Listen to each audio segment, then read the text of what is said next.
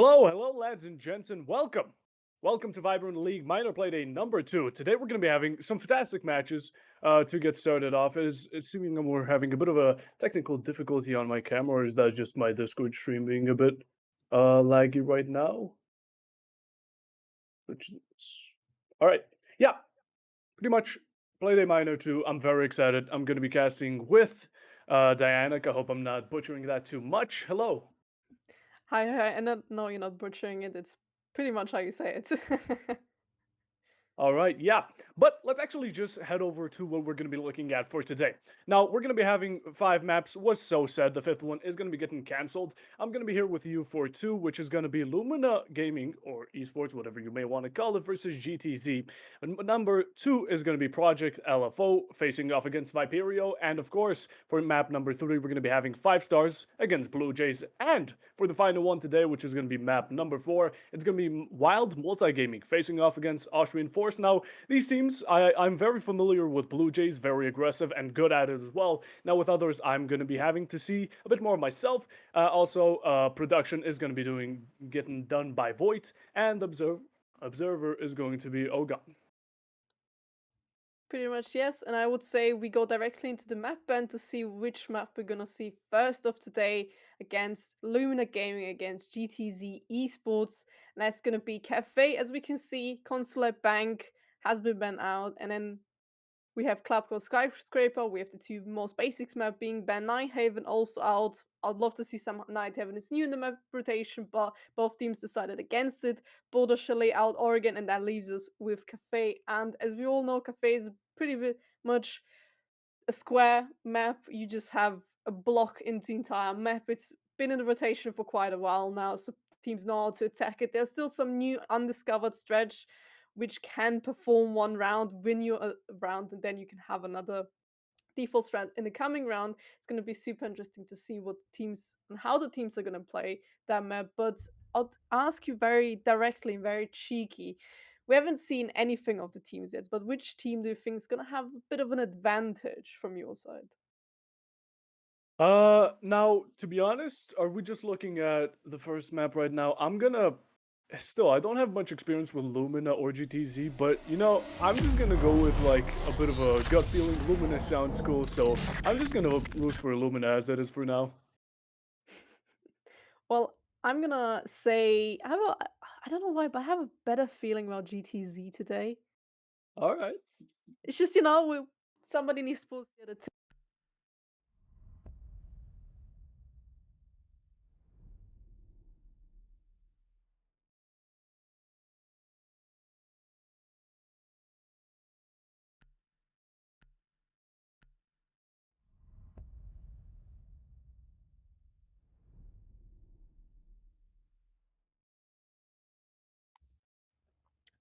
Um, so Ram is the new operator, been Yeah. now banned. It's wooden floor, wooden walls, pretty much OP at this point. You can just throw whatever you want with Ram, so it's pretty good that she's out. Nomad for counter flank, so there can be probably more retakes from the side of defenders. You can flank more, you can retake the upper floor if you've lost it. We have a Zamina out as well, so no more cover, no more hiding behind walls. And Womai is going to be the last one. So holding Cigar or holding Freeze or holding VIP downstairs is going to be even heavier now. Yes, you have the Jaeger, you have the Avruni. Yes, it plays into your favor having still two operators up, but Womai does play quite a big part because Womai is the only one who could counter a possible, see, Capital.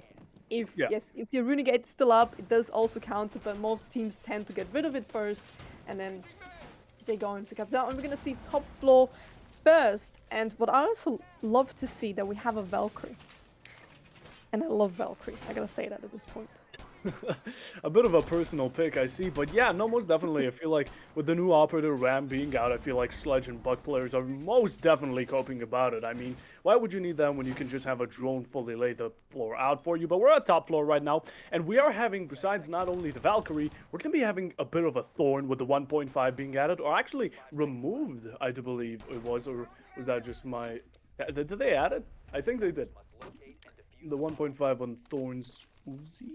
I'm not See, the thing is, I'd love to tell you, but I'm now unsure as you as well. Yeah, See, I was pretty much sure that they gave her, but now you made me very unsure, so I don't really know now yeah, no, I anymore. played a game with her. I didn't have it unlocked, but oh, the first kill coming out is gonna be Yano getting one onto Mozzie. A very early pick and a good one at that. We have one roamer off the board. Valkyrie coming in though. Actually, that's gonna be yeah, Valkyrie's still playing a bit more aggressive on the side of right now on Bakery. Yana's expecting it very much, and there comes a second from the Yana. Those are two defenders off the board, and now we're looking at a 3-5. We still have the Thorn, we still have the Legion, and of course the Solus, the Drone Taker, which right now it's a bit more going towards the mid game. It's going to be a bit more difficult taking out those pre-placed drones as you're already in the action, but going for the bottom floor first as an attacker would be essential. You don't want any roamers coming up in late.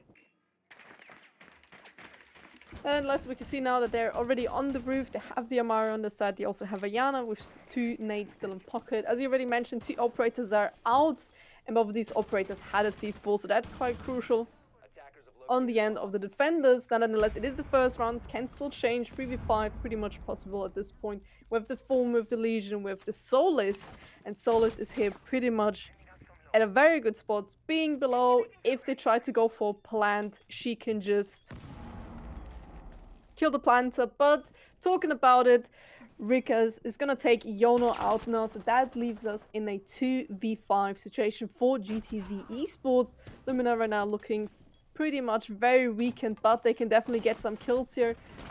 As we can see, first few shots coming out from the roof, but another person has fallen. Rixa takes Zed out from Lumina, leaving his teammate Ultra in a 1v5 situation. Can he do it? No, he can't. He can take the first, but the second one comes in. Ayana kills Ultra at the end, which means GTZ Esports has now the first round onto their side. It is attacker, so that's pretty much it.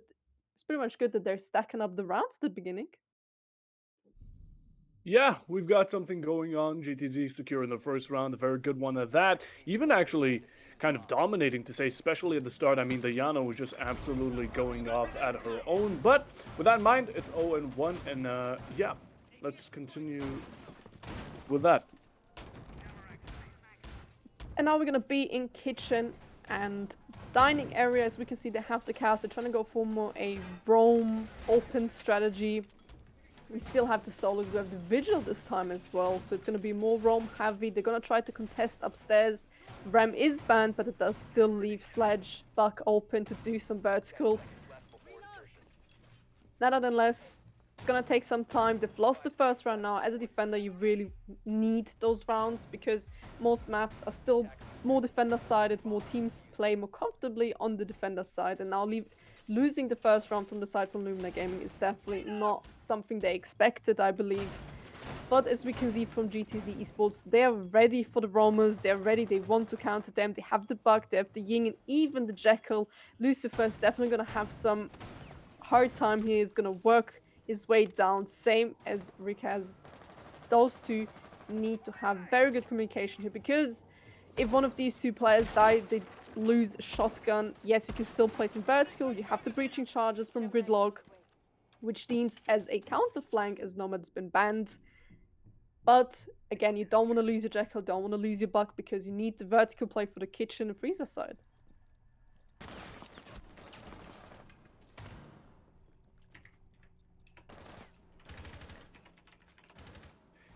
Yeah, I'm still having a bit of issue with VOC, so just a second.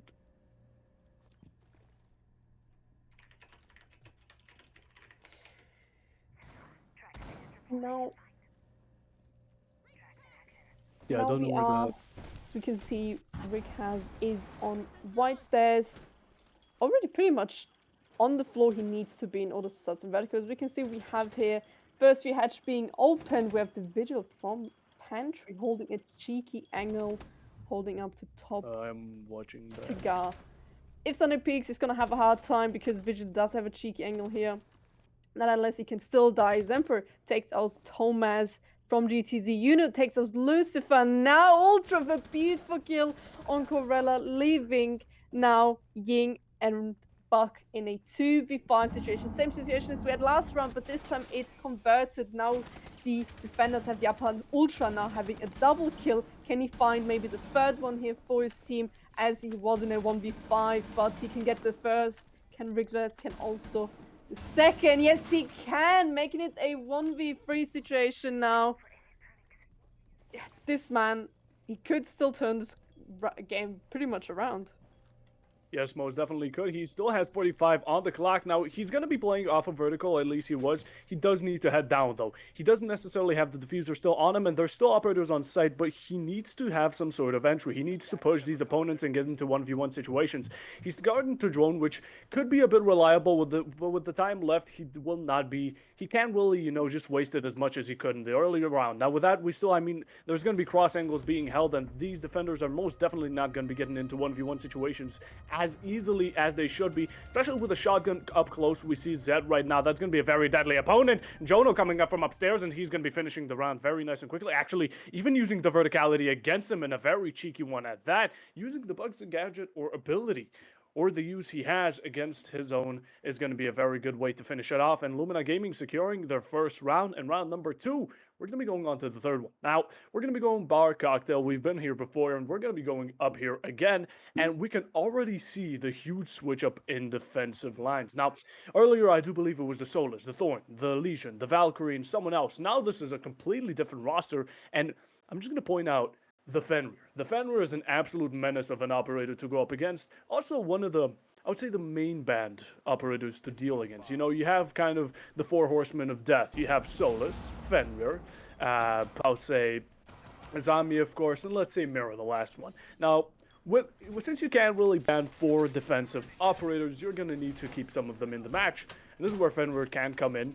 A good clutch, and of course, can also combine with some other characters such as Thorn, but we're not going to be seeing too much of that here. Well, to add to your operator list from the first one we've seen, it was the Mozzie, which was taken out as the first player of the entire match, as he was spawn. He tried to do a spawn kill, but it went a bit convertible and he died instead of the enemy.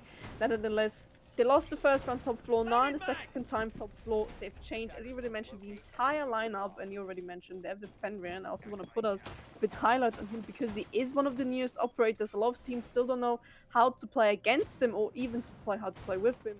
You might use him as a killing tool. Listen, if the gadget goes out, I'm just gonna swinging secure my kill. Yeah. Might use him as an intel gathering operator. Hey, this gadget went off over there, so we know there's definitely an operator there. It just depends how you play them, definitely also how your team plays it. You want to be more aggressive? Do you want to be more passive? But now looking at the gadgets, we only have 1 C4. We could possibly deny only 1 plant. In the first round, we had 2. Of course, the first 2 C4s, Mozzie and Valkyrie, died pretty much in the round. They also had a Solus, which also counters the plant. Now we have, you can counter Maestro as a counter planter, depending where his evil eyes are set. But with the Fenrir, with the Flores, you can get rid of them pretty much easily.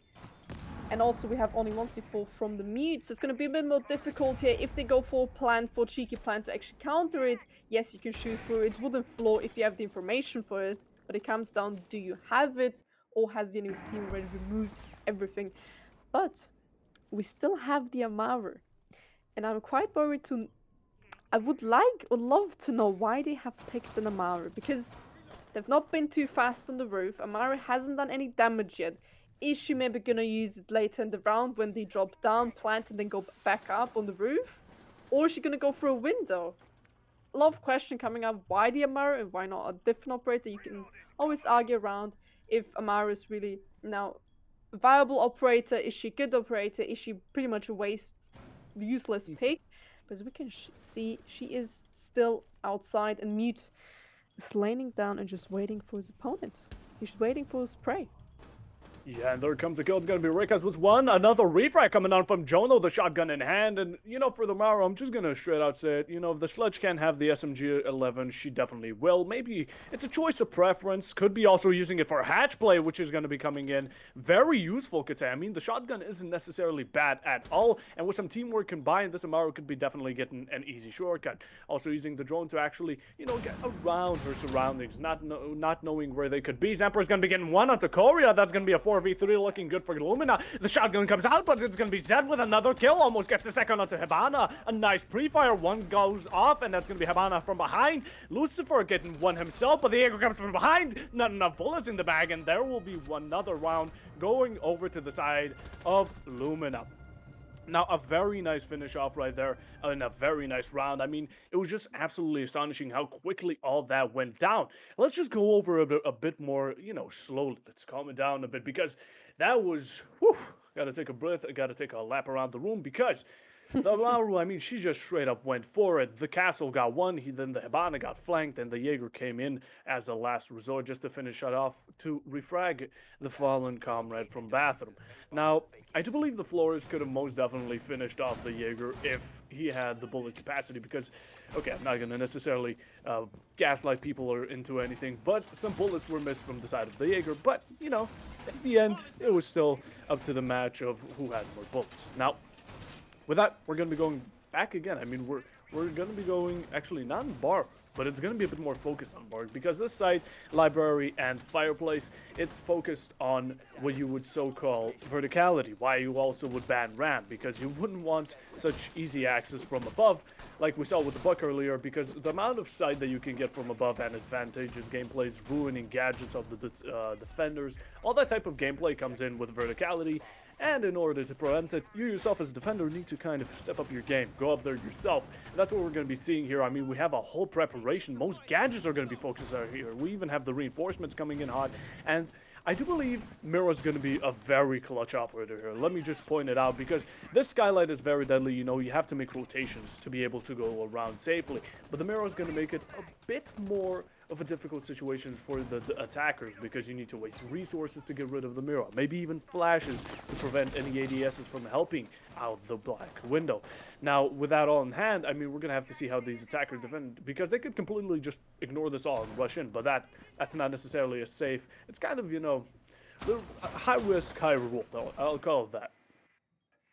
Definitely, but we need to add here at this point, they only have one Jaeger to defend all of the utilities that could come from the attacking side. We have some flashbangs, we have also nades with also MP gadgets, which you can just get rid of simply deactivating the Jaeger gadgets. We can see the first nade coming out here, not taking anyone out with him. But still, it is Mirror, as you already mentioned, is a game changer, can be quite crucial if played correctly. If a simple nade goes there and catches one off guard while he was trying to peek in or just standing there because he has nowhere else to go because he feels unsecure and moving around, that could already lead to a simple kill from the side from GTZ Esports. Nonetheless, as we can see, they're just already in train. They're ready here to go for the train side, pretty much ignore the other side reading, because if they go in, doesn't seem like that Lumina has prepared anything for fireplace. Yes, they've made some feed holds, they made a rotation, but you can still plant on site here and not get seen. You have one person, which is Fenrir, on the white stairs, but as we can see right now, not a single Jaeger ADS. So a simple nade or push from below could take this operator out, and then they would have a free plant onside. Yono with the first kill on Lucifer here, putting already his team on the upper hand, as we can see, taking a lot of damage here from the fireplace, but it's not enough to kill him. And as we can see, somebody's prepared here on white stairs to make damage. First few flashes are coming out, and this is what I meant, this how easily you can push an operator out. The second kill comes in, Korea takes out Zemper, and now we have the white stairs under control. We're now pretty much on site. Plant is down, Risk can take out Yona, Ultra takes out Disto, leaving Zet taking out Rixa and Toma in Korea in a 2v2 situation, but Maggie is injured. So it is a 1v2 situation for Zed. He still has a C4, but it's not enough because Rixa with the final kill in the round, securing another attacking round. So it is 2-2 currently. And that was beautifully executed from the side from GTT Esports. Oh, yes, it was. That was very dominant. I mean, we had GTC kind of I would say they kind of baited them in the side of train. They went for the, of course, with the Habana, they started breaching into the side so the Fenrir would get distracted. But then they just switched up. All of a sudden, they were going fully white. They locked up, pretty much cornered the Fenrir with flashes from the side of train of one player, but all the other players were on white. One went from below, one was on white window, and then he just got ambushed. I mean, with flashes, you don't really have a space to back up. Not even having the intel someone who's on that window repelled was even worse as it came down, and yeah, that's kind of when it all fell apart. They had control of white, they had control of train, red side, pretty much all of it, even almost red hallway, and only place the defenders could actually go off is vertical, which for Fireplace doesn't really work. Vertical really is mostly for a library side, but not Fireplace at its own power. And with that, I mean, they had library and the verticals for it, and Fireplace is just kind of sitting there, a full site to be planted on. And with that, I mean, it all just fell down. And of course,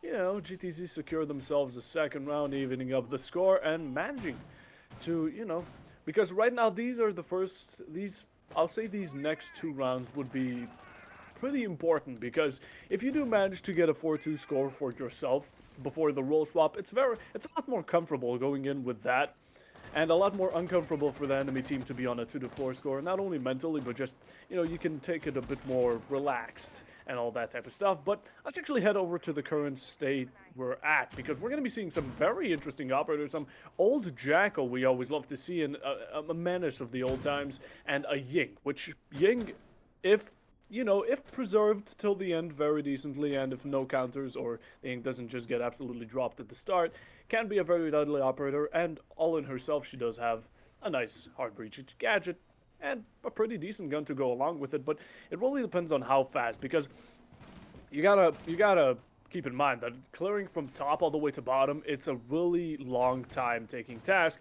You have to drone it out. You have to make sure no one's in that corner and that corner. And going all the way down vertically, destroying gadgets, maybe even killing a player or two, wasting time. It's a hustle and a half, I'll say it like that.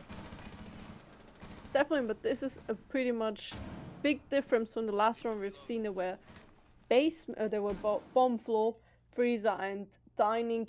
Is that a lot of people from GTZ died at the beginning of the round when trying to do the roam clear, and now they already have top floor control and already doing the verticality. With 1 minute 15 left on the clock, they still have a lot of time here. Start the vertical, start the Yin Candelas, get prepared, and set up for the execute. Because this time Lumina Gaming decided to just stay bottom floor. They didn't want it to go for the roaming game. They're always kind of switching up their strats, and then now it's interesting to see what can GTZ Esports actually do when it comes to a bomb floor side. Last time they've died, it was a 1v5 situation, then came back to a 1v3 situation. Now it's a 5v5, but the clock is slowly and steady ticking down, and need to be careful, because if they waste too much time on the setup and is afraid to go in, it's gonna be those 20 seconds matter where basically shit's about to go down the last 20 seconds. Korea takes out Yono, Rikaz takes out Zed, leaving already Lumina in a 3v5. First Ian Candela is already coming out, but we're hitting the 20 seconds now, and as we can see, they're already inside, trying to go for the plant here, but can they actually do it? Corella takes Ultra, Maggie takes Lucifer out, leaving in a 2v4 situation. Plant is down, Thomas takes out Maggie, and Rikaz takes out the last person standing. Zemper is out now as well from the verticality. Now it's just my question. 20 seconds meta usually doesn't really exist anymore in Rainbow Six Siege. How did they manage it in the last 30 seconds actually to make such a beautiful execute, to pick up Lumina Gaming one by one by one? They cornered them, I believe, or cut off their rotation at some point, and they were pretty much helpless because of the Incandelas. They could easily just walk on side, and that's just, I believe, a big question mark from the side of Lumina Gaming. It already happened in the first round. We've seen from them. They die one by one. There's not really much. Yes, there's some trades coming in. For example, in the second round, beautifully played for Lumina Gaming. But this round, again, it was a pretty much question mark. Why they're losing so many people? It was 30 seconds left. Pretty much hold it down till you die. But it was not a one person gets a double kill because he was just mechanically gifted at that point. But it was more a, listen, first person died second, third, fifth, fourth. Not really trades coming in. And Lumina now needs, I think, to rethink the strategy. The roaming part worked super well, and as we can see now, they bought the Vigil back, they bought the Solis back, and that's all the roaming operators they've had in the second round where they defended Frieza last time.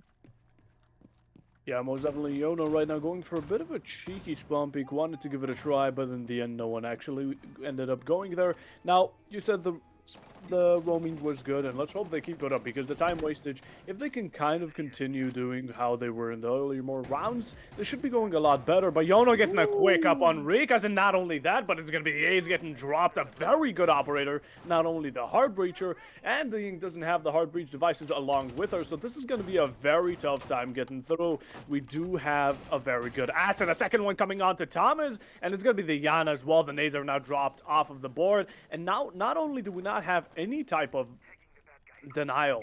You know, we don't have any type of ADS denial, maybe destroying some gadgets itself from Diana, but we don't have the hard breach. This is going to be a very intense match. And of course, the main part, it's a 5v3 situation. The man advantage is 2 set. So Lumina's right now looking quite excellent. Yona starting it off very good right there. And, you know, keep on giving him that vigil. He's going to be doing the job just fine enough.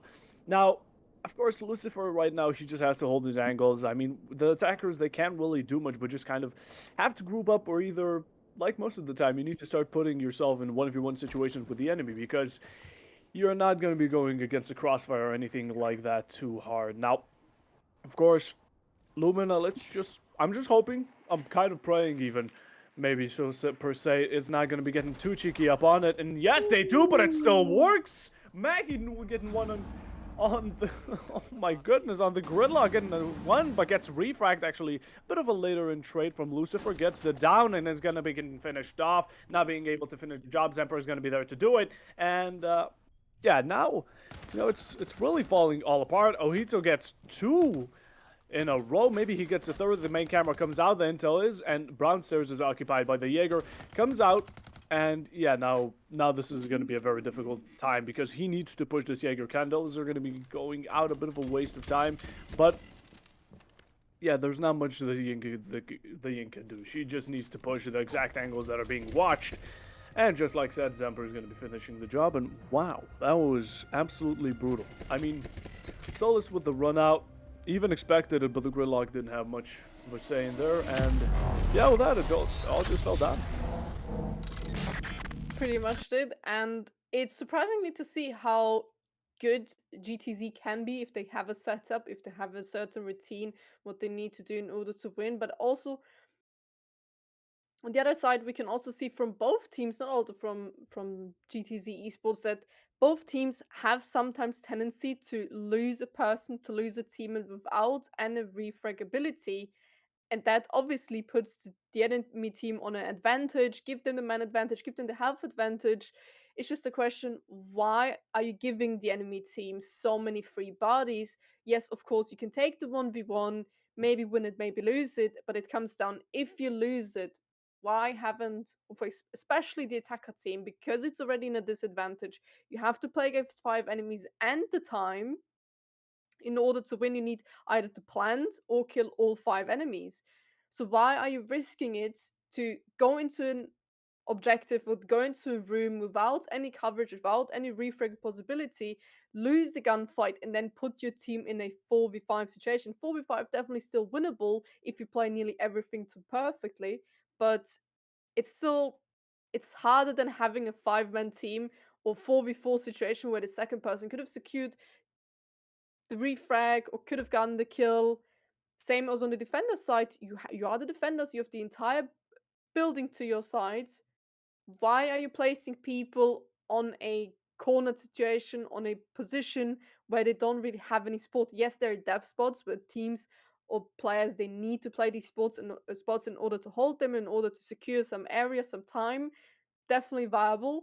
But those spots which aren't dev spots, why is there not more support from the team coming in? We've seen it from Lumina Gaming. It's free swap now. Definitely need to swap. You wouldn't really expect this from a, I would rather say, defender-sided map, because you have 3 good spots. If you play them correctly, you nearly win them. You nearly always win them. It just comes down to the point. Free swap, hard to see from both sides. Definitely for GTC Esports, really good. because they're now on a neutral swap and now they have the defense. But from Lumina, it's a bit it hurts. I think it hurts a bit from their side because they could have went for the 4-2, could have went for more rounds, but it was at the end a neutral swap, and a lot of teams do struggle with attacks. Yeah, most definitely. That's kind of where the I guess you could even consider it, team chemistry kind of comes in. It's gonna be yeah, winning even a 4v5 in general and doing all that type of sort of stuff, risking doing high risk, high reward plays is not kind of the play you want to be going along with, especially for the long term or even longer matches like these. Now, with that in mind, I mean, let's just hope these teams do both talk it out because we're right now having a rehost. Let's hope GTZ actually takes their time because they've managed to give themselves a nice 3-3 score, not going on to the 4-2. So, both these teams are on equal grounds as for now, but yet again, the roles have swapped. Both these teams, one of them could be really comfortable right now on defense, and the other one not as much as on attack. So if that does come into fruition, it's gonna be quite hard to play it through. Now, yet again, nothing's impossible, but we're just gonna have to see how these teams play out because Cafe is an interesting map where, from my experience, it's not necessarily like Borgen, Chalet, Clubhouse, where those are more of the maps where it's a bit more basic. If something goes down, there's not much of a chance it's going to be coming down to a comeback. But with Cafe, there's most definitely, at least for me, been the most amount of percentage of 1v5s happening. I even remember Blitz Rush came in and it was a 4v2. The two players managed to back it up. And stuff like that always happens on Cafe, at least for me. So I'm just saying, nothing's impossible. Definitely nothing is impossible. 2v4 pretty much winnable if, of course, the enemy team gives you the bodies. If they take those 1v1s, Oh yeah, we talked about, if they give you the 1v1s, then yes, of course you can win these. But if you have the cross angles, if you have the refrag abilities, then use them because that's how you secure the round each after like round after round. Then unless if we look back at the stats we had from the side from GTZ Esports, only pretty much two players who were performing pretty damn good, and that was Rikaz, and I believe it was Korea, having with 8 and 9 kills, the most kills in the team. And the other three players, they either had 0 kills or 1 kill. It's now maybe it was more luck, maybe it was just because they saw the enemies, but then how do you really work with a team where two players now function really well and you have three players who maybe haven't received the WhatsApp message, hey, we're on cafe, we're playing against Lumina Esports, Lumina Gaming, my apologies. How do you really comprehend that? Now they're in the defense, now they can show around. Maybe it's just Rikaz and Corey are better on the attack. And now we switch it around, maybe Lucifer, Thomas, yeah. are not gonna show up to the plate and show what they can do. But from the side from Lumina Gaming, the kills were a bit more spread. It wasn't really two players having the most kills, the rest having none. It was a bit more spread. Yes, a few players had more, a few had less, but it wasn't really as sided as on the side from GTZ Esports, which is a bit interesting. Yeah, most definitely. Relying on a player or two just to kind of frag it out is not the way to go with. It's really bad because if you're relying on them too much, you're a lot more you're feeling a lot less stress when they're actually on the team. But the second they're gone, it's in your hands. And with the performance, if you haven't been performing too well, it kind of just not only brings down the mood, but having it spread out, it's just all out better. Even if the supports or maybe out fragging the fraggers themselves, that's fine. As long as it's not completely reliant on a player or two, that's completely the way you should be going about it. Now, going on to round number 7, Lumina's going to be on attack, which is going to be quite interesting, especially seeing how quickly GTZ was in the earlier rounds, and it's already Rika's taking some damage, not barely even 30 seconds after the prep phase, and we're already getting some shots fired. A very quick way to go about it, but yeah, it's going to be the rumors that need to be taken care of first. I mean, you want to kind of, it's either, as in Zacher, you can either completely ignore a floor or two, or you can just fully clear it out. Now, that's really on how well efficient you are with your time. You either take it fast and be able to get the job done quickly, or you waste that time and then it's back to the 20-second meta.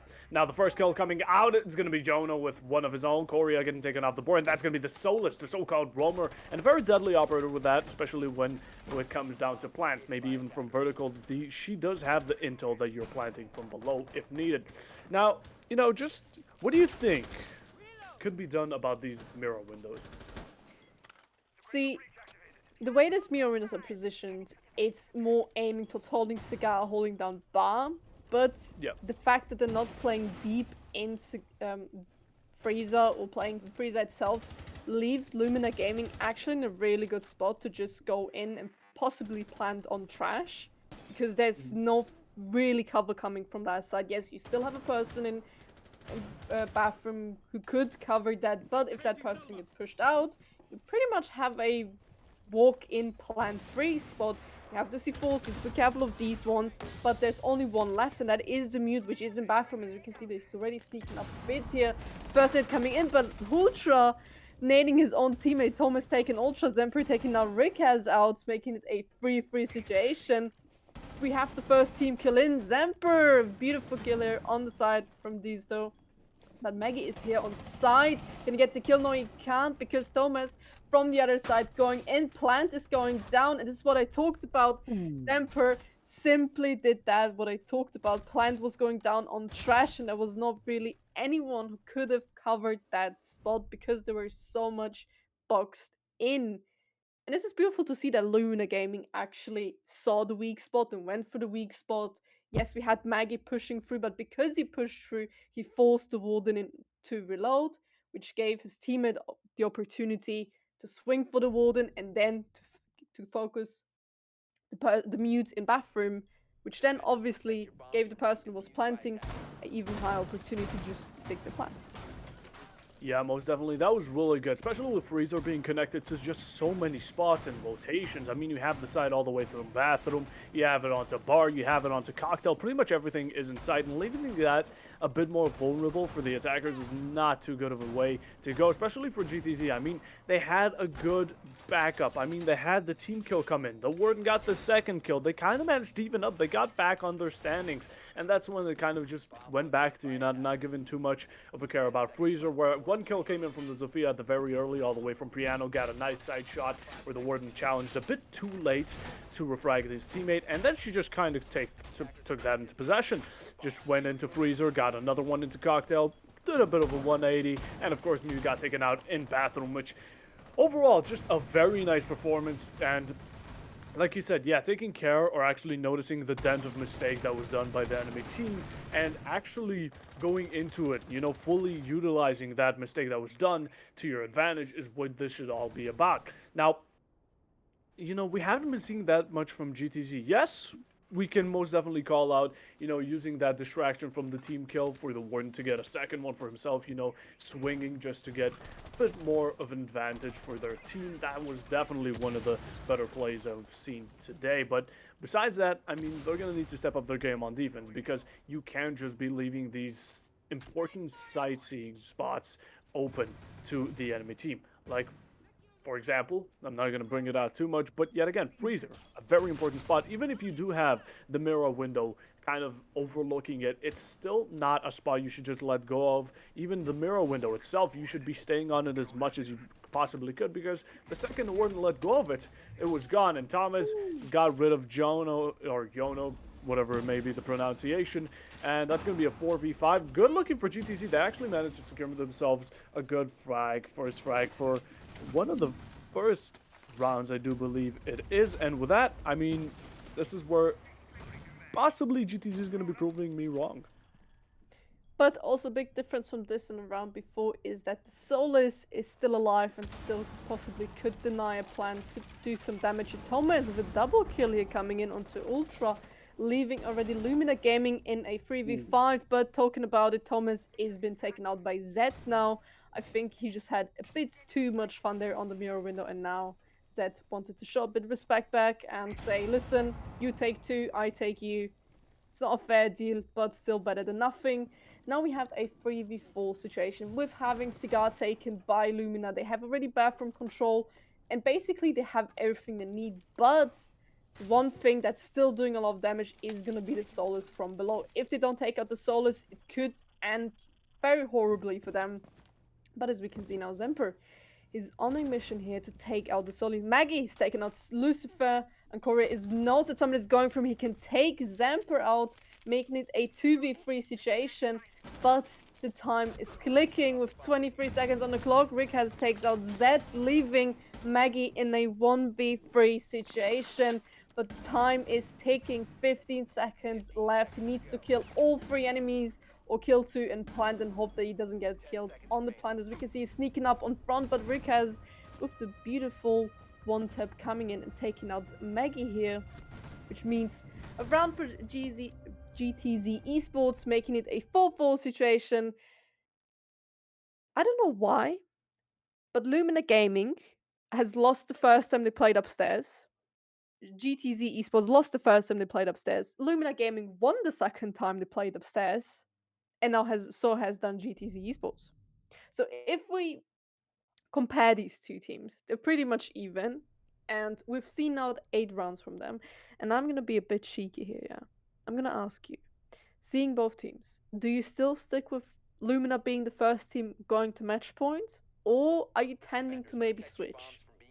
Well, I'm not gonna switch because, if I'm gonna be going with GTZ, then there's gonna be no there's gonna be no point of it. You're with GTZ, I'm gonna be Lumina. Let's stick with it.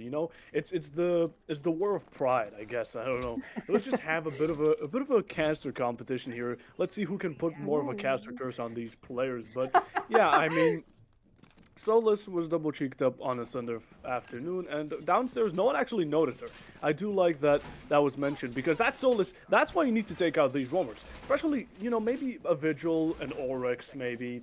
Even, okay, Kavera is a very exceptional character, but still, these types of operators can't really necessarily deny a plan fully. They don't have the C4s, they don't have the verticality. Solus does. Solus will be seeing you if you start planting. If you're on your phone, she will catch you lacking anytime you can, and she will take full advantage of it, and yes, she did exactly do that.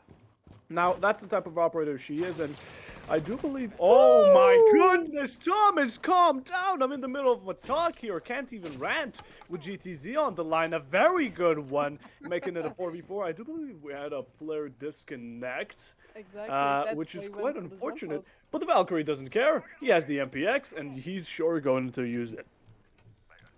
This is what I love. I mean, GTZ had this bad situation with having one player down because of a disconnect, and they decided, listen, my name is Thomas, and I'm gonna run out and get this kill. And that's what he did, but as we can see, Lumina Gaming, they're not gonna step down. They're gonna go for a full bakery take. Meaning, later in the game, they would need to go upstairs, fight against these roamers. As we can see, it is the Valkyrie and it is the Solus. And we talked about maybe another player stepping up when they're in the defense. Now we have Thomas with beautiful 5 kills. Ultra taking out Lucifer now, making it a 3-4 situation. But Korea also getting injured by Zet and now also been taken out. 4-2 situation. We still have a C4 possible. Plant account coming in from the Kaid. But we also have Thomas from above who could potentially hold the run in from the breach. But nobody can watch pretty much Pantry, as Thomas can't be on both sides. 2 sets at the set time. Ultra now taking out Thomas, leaving his teammate in a 1v4 situation, but Zed with the final kill here in the round, taking out the last man standing from GTZ, which means another round for Lumina Gaming. Yeah, which it does still put me up to question. We mentioned earlier, mostly you started off the conversation with you don't want to focus on 1 or 2 players being the lead fraggers or someone just having most kills. Now, right now as it is, GTZ most kills are 0 or 1 from what I've been seeing. Thomas with 5, which very impressive him. Even the run out, absolutely banger. But Lumina still has a lot more spread out, even after the rehost, even after the roll spot. All of that's happened. Not much has changed when it comes to frags, which is gonna be a bit concerning, since, if it does come to Thomas getting taken out in the early rounds, it's gonna be bad. Because with him on 5 and pretty much the rest of the squad being on 0, or maybe I think I saw 1 on a kill or 2, but that's about as far as it goes. Now, okay, Lumina isn't exactly, perfectly spread out, 2, 2, 2, 2, 2, but still, it's it's a lot more visible how it is, and with that, I mean, we still need to kind of they need to adapt to it. That's the point of right now, kind of competitive. It's adaptability. Oh, English is hard, and of course, who can take care of each other's mistakes most. But yeah, we're going downstairs now. Earlier, we saw one loss on upstairs. We saw the second one being a win. We saw the same situation for the other team. Now let's see how downstairs is going to be going. Well, but it's a bit different now because we're still in a 5v4 situation. GTZ Esports has managed to bring their player back. They will have to play this round with only 4 players alive, but if you have a Thomas who randomly just jumps out the window, gets a kill, you can still put it to a 4v4 back. Question is now, is it gonna work again? Are the enemies really gonna fall for the same trick, or have they learned from it? But always when you do a spawn peek, you're gonna have to deal with consequences. You could die, you could put your team in a 5v3 situation. And this is what's interesting to see, because this time none of the GTZ Esports players have decided to go for a plant, go for a run out, go for something crazy that could bring back a player, make it a 4v4. They decided to just play it a bit safe. Listen, we can just play it down. It is freezer, it is kitchen. They could simply just play it down. We know what Lumina Game is going to do. They've done it last round. Yes, on the defense, they switched up a few times, but not too many times. We can see Maggie already going into Bakery first. Few shots coming out, but it's not going to be enough because Ultra takes out Korea, making it a 5v3 situation with Maggie on very low HP here. First few nades also coming out. But right now, Lumina Gaming looking pretty strong because if they win this round, they're already on a match point. What is this aggression from Corey? I mean, she did not want to give up on that Osa. She was throwing Pokeballs at one after another. The P90 coming out as well. But in the end, it was a 5v3 brought onto it by not being able to finish the job. The Valkyrie had to retreat back upstairs due to being just pretty much smoke-naded, shot at every possible way to go about it. The K doesn't have a C4. Lucifer getting taken out. That's going to be a 5v2. Valkyrie coming back, maybe getting a bit of revenge on the enemies. But now it's a 5v1 and Ultra finishing the job, and that's going to be pretty much a flawless round right there. What a round. I mean, okay, I get that. You can't really play for spawn peaks. You can't really go for a trade-off or a trade match because you're in a 4v5 situation, which is hard. Yes, most definitely. But that Solus was just very persistent. I'll say it like that, One impact, then came the second, then just kept on shooting at their feet. The Solus had about, 2-3 teammates behind her. That's not going to be a wise choice to go, especially when you're already at a men disadvantage. You got to also think about the consequences, as so previously mentioned. What happens if I put my team at an even bigger disadvantage? Well, 6-4 score, that's what happens, match point. Now you're 2 rounds away from pretty much, actually 1 round away from losing, and GTZ is now in a stressful situation of, we need to win 2 rounds in a row to not lose today, because this is not a BO2 or a BO3. This is just simply a BO1. So yeah, going upstairs is going to be, yet again, these rosters always just kind of get switched up. Earlier we had a bit of Legion, a bit of Solus, a bit of that. Now we have those, plus Jaeger, plus Mira, and Fenrir. This is scaring me very much because all these operators are very terrifying to go up against, and I'm rooting for an Amaru rush. Oh, I mean, they do have the Amaru with Maggie on it. They have the line. They have a Finker and a Glide. This is definitely going to look like a Skylight drop. And that is scaring me quite a bit. Maybe Maggie could go into Heaven and then the rest might do a Skylight drop. This is the more common rush.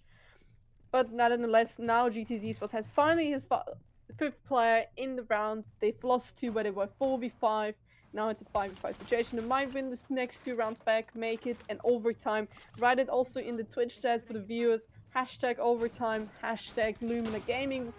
If Lumina Clutch is going to be a 7-4, but if they win, this could be a 6-6 then. And they're coming in, Zemper taking out Rickaz, as we can see plants going already down. And it is a cocktail rush. Ultra taking out Thomas. Ultra taking out Korea as well, leaving Lucifer and Disto in a 1. Oh my god. 5v2 situation, but Zemper taking out Lucifer. It means Disto is in a 1v5 situation. He could maybe win this for his team, bring this back. But the question is, does he have the abilities to go in to get these kills? No, he doesn't, because Zed gets the final kill of this match, which means Lumina Gaming have won this best of one against GTZ Esports. Wow, what an interesting way to finish it off. Not only a flawless, but a beautiful one at that. The gridlock coming in play, which is always a lovely way to see, kind of unused or un I'll say not so likely used. There we go, second time saying it. But yeah, characters that aren't used as much or maybe got a bit of a nerve coming back in, like gridlock, the smoke's coming in, the plan comes in, and of course a flawless one just to finish off map one in Cafe, which Chef's gets to that a very nice way to for of course Lumina to be winning at that. And don't want to brag, but I guess I won the bet. Oh, you owe me 500 bets now. Maybe. Yeah, but it was a great match, and I believe we should be heading over to a break if this is in the plan. And yeah, stay tuned because we're going to be here for map 2, which is going to be Project LFO versus Viperio.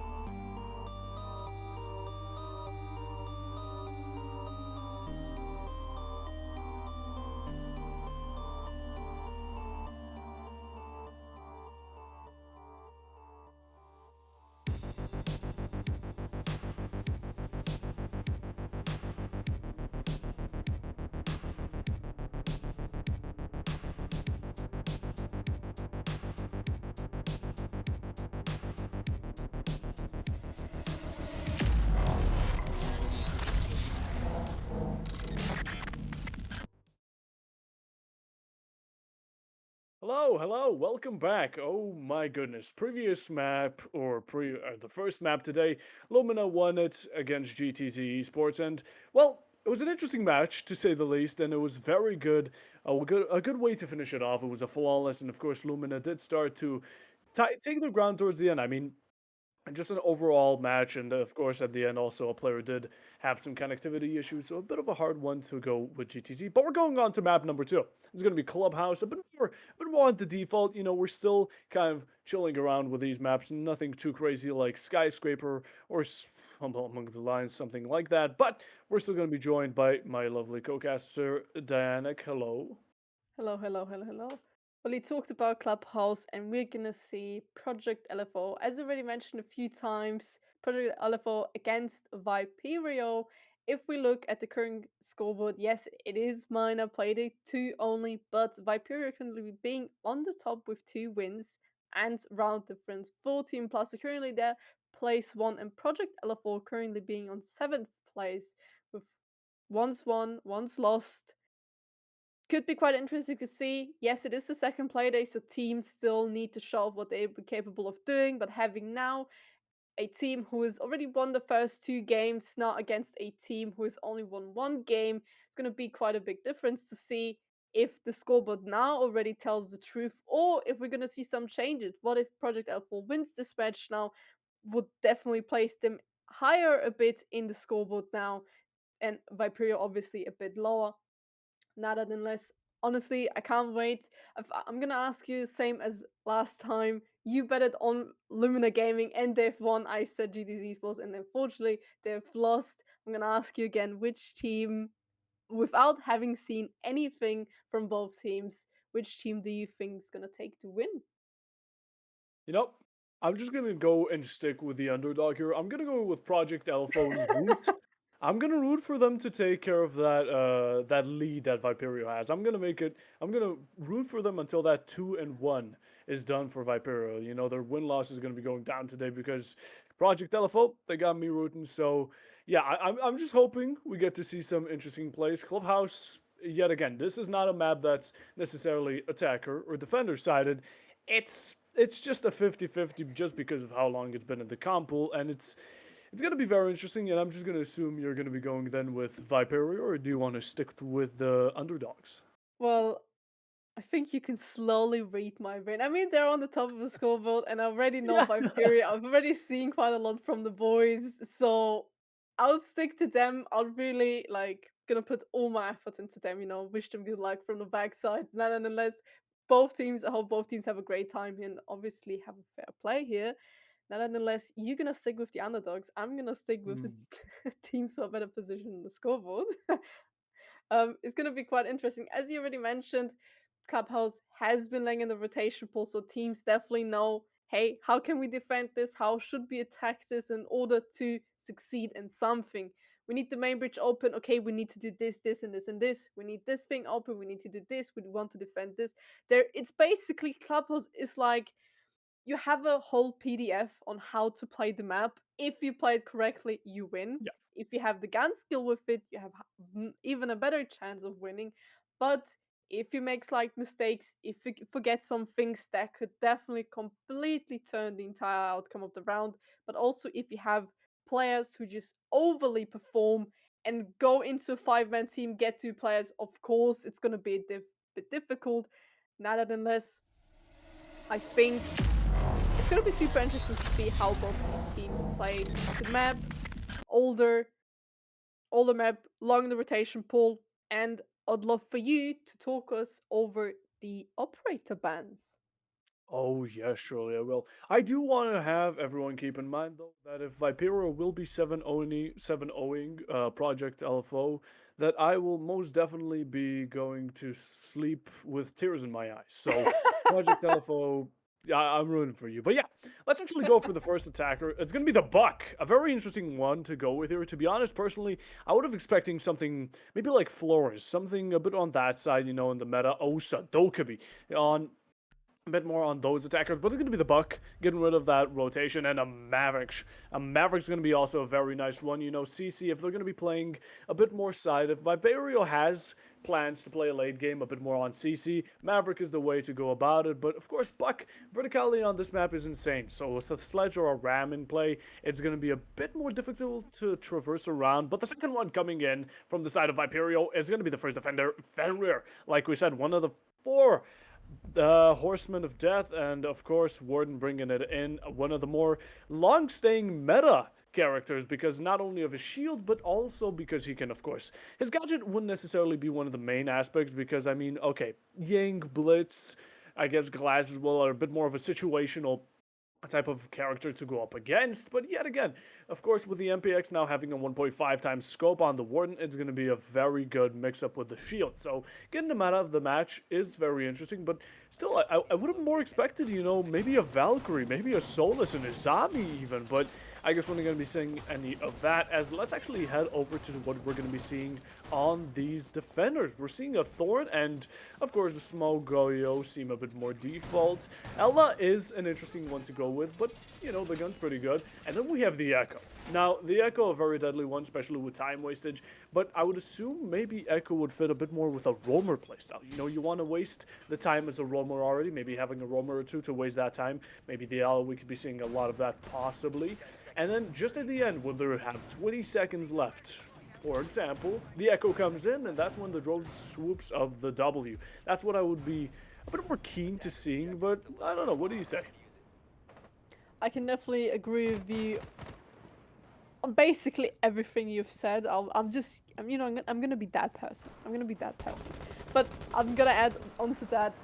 They haven't banned this army, which means playing rafters if they go top floor or even covering up the floor could be very easy. But we have here Daniel with Ella shotgun ready here to do some damage on the CCTV breach. But unfortunately, no one's gonna be there close. It just means that Project Evo, they gotta be careful here. Because if Daniel gets into the hands and close to an enemy, yeah, they're gonna lose the gunfight. And you talked about having a roam gameplay, and as we can see here, they're roaming top floor, they have the RT on the smoke top floor here. Jacuzzi has been reinforced, but already been open. From aside from the attackers, they gotta be careful how they use the ace gadgets, because they wanna use it for the hatches as well. But Daniel is now been taken out by Shed. We can see RT also taking a bit more damage. He is the smoke. He can just retreat and play it a bit more safe. But does he know somebody's on window? No, he doesn't. Macy with second kill. RT is now out as well, which means 3v5 situation for Viperio.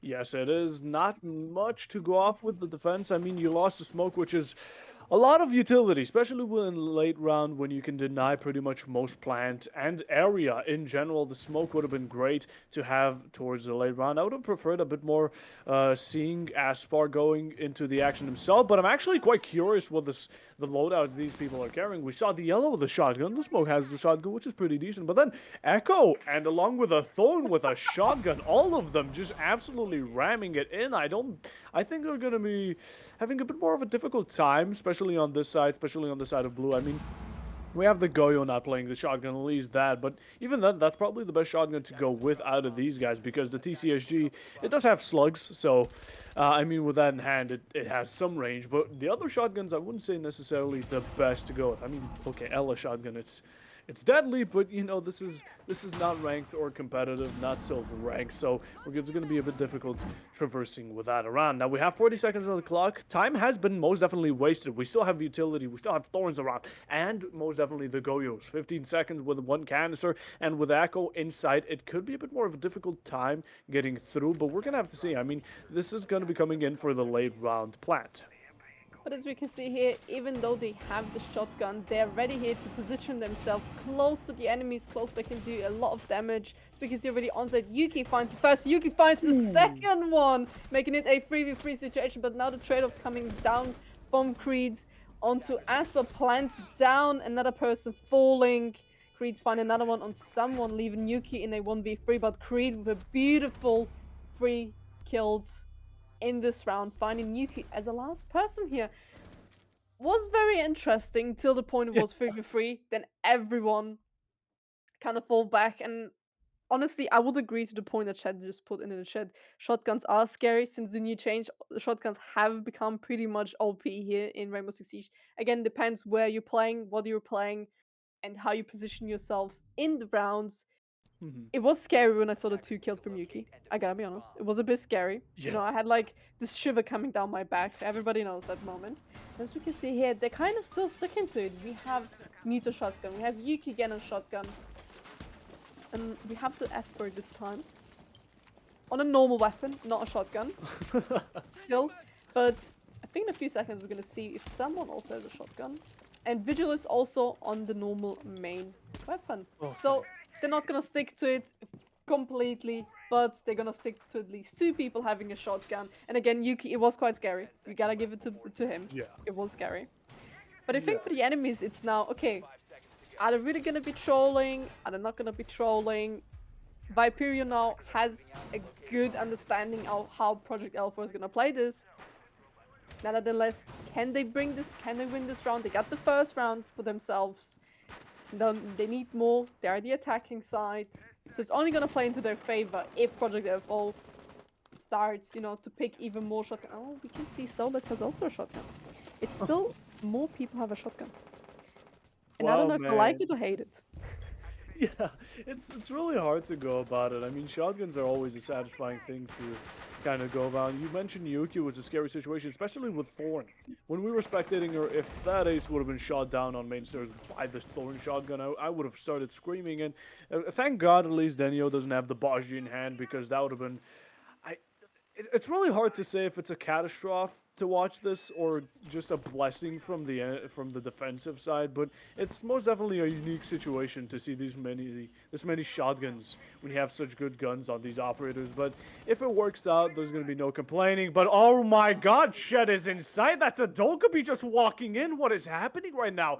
Doesn't have the diffuser, but I mean, just pointing out the fact that there's an attacker inside. It's not even one, no, not even a minute and a half have passed, and the Dokubi's just strolling around. They have sight. Where are the damn defenders? They're roaming pretty much. Someone getting taken out. That's gonna be one kill. A refract coming in by Yuki. Another one onto the side of Leighton.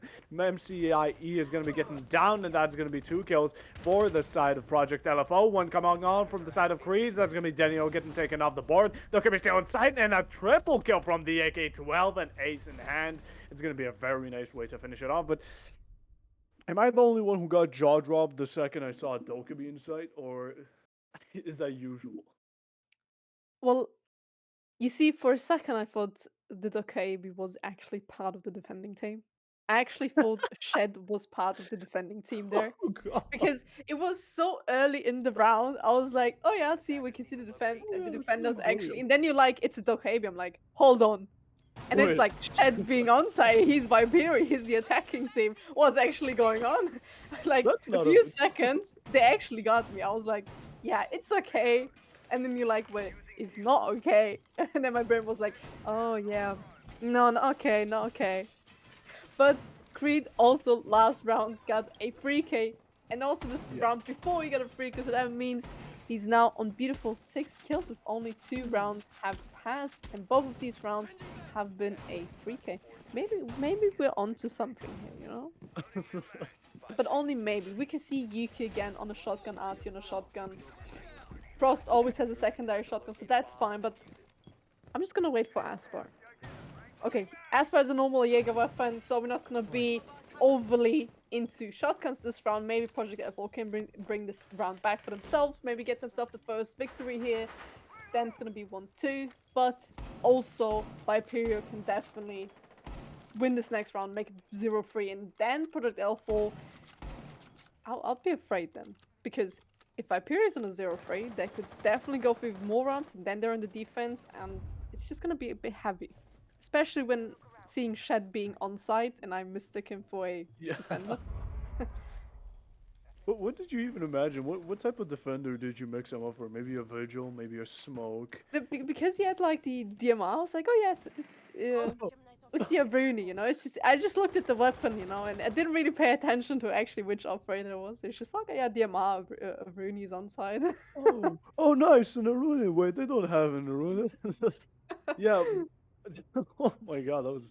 Yeah, unique, but to be honest, I was right now half expecting Denio to be carrying two shotguns at once, to be honest. Now wouldn't have been too much of a surprise going as how those matches or rounds have been going so far, but a bit of a different approach we're going with here. Cash is going to be getting full control and contestment from the side of attackers.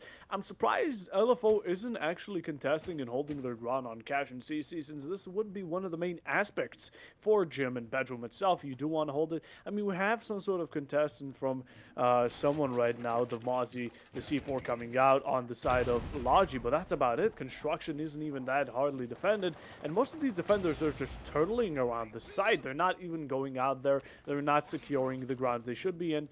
This is where you necessarily, as an attacker, you kind of just get free time to spare. You know, you get the time to drone everything, you get the time to waste their utility and all that type of stuff. But as a defender, it's going to be Daniel getting the first kill, and it's going to be on to Roastin. It's going to be the ace out of the board. Another one coming in, a trade from Creed's going on with his 7 kill. Another one shot's getting fired onto Shed, but he keeps on peeking. Throws the one flash, throws the second and the third. Manages to hit it. The Mossy keeps on challenging, and the Mossy gets one. A double kill from the side of the Thermite. Pistol in hand. Gets Yuki, and now it's going to be a 1v3 for the side of Artie. LFO not looking too good.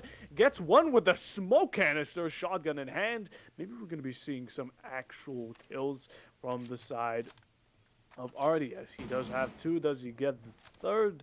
I don't think so. I mean, he's getting held. He's getting naded from all sides. He gets spotted, and Creeds will be getting the 8th kill in round number 3. And oh wow, that went down really quickly. I mean, the charge just dropped, and with that, it's going to be Viperia getting their 3rd round. And as much as I hate to admit it, I think this is going to be a pretty quick match. Maybe, but maybe Project Will has something up their sleeves and they're gonna turn it around, make it a 3-3. But how does Yuki get away each I round don't with a know. kill? How does he It, get away with these things? he's just It's better. like my man is in a shotgun echo. And he gets away each round with a kill. And it's same as, I mean, Creed, first round 3 kills, second round 3 kills, and last round 2 kills. He's on 8 kills within round 4. I mean, yes, his other teammates also quite performing. I mean, Shed being onside, me thinking it wasn't a Rooney. I mean, it was the baby. Even us casters got tricked by his manipulation of sneaking at the site. Yeah, true. It was he manipulated us. Yeah, it's a work of art. It's how It's a work of art. it was majestic. Okay, he nicely took his time and went into sight. It's as simple as that. And I mean, it worked. But oh, to be honest, for a second, I was hoping Shed was the one playing Nook right now. I mean, I would give it to him. As we see Restin Yeah. taking out the first spawn killer. Someone is of the game for this round. RT taking on Mercy, making it a 4-4 situation again. And now, I mean, 2 minutes 30 left on the clock. It's still pretty much 4-4 situation. Macy lost 2 nades. It's lost 2 nades with Creed going in with some shots. Unlucky not hitting Diego because he's prone and he's gonna wait patiently for that look to appear. As we can see, Artie and Asper here ready to both take on the fight, to get the kill, to get the upper hand in this round. But we can't forget it's only 2 minutes and 5 seconds, so Creed can just take his time. He doesn't need to push it. Making a lot of damage coming into here, but Artie pushing up. Creed finding the first one here. Can he find the second? First before is missing. Need to take out the revolver. Can he do some Western standout here? He's taking a lot of damage from the side from Creed, and he can find a second one, making it a 2v4 situation. With 1 minute 40 left on the clock.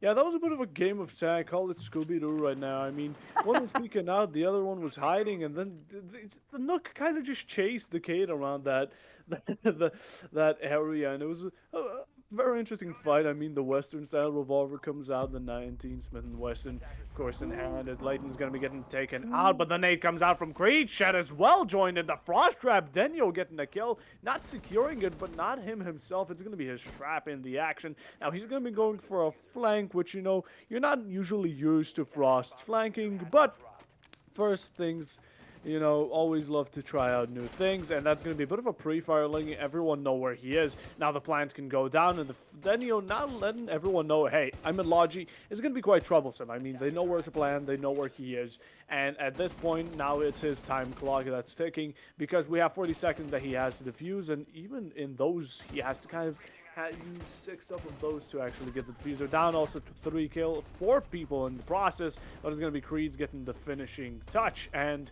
the FMG and 9 in hand, getting themselves the 5th round? 4th, yes, 4th. And yeah, I mean, I feel like each one of these rounds has something very, I would say, comedic about it. I mean, first we played a game of tag with 2 people. Yeah.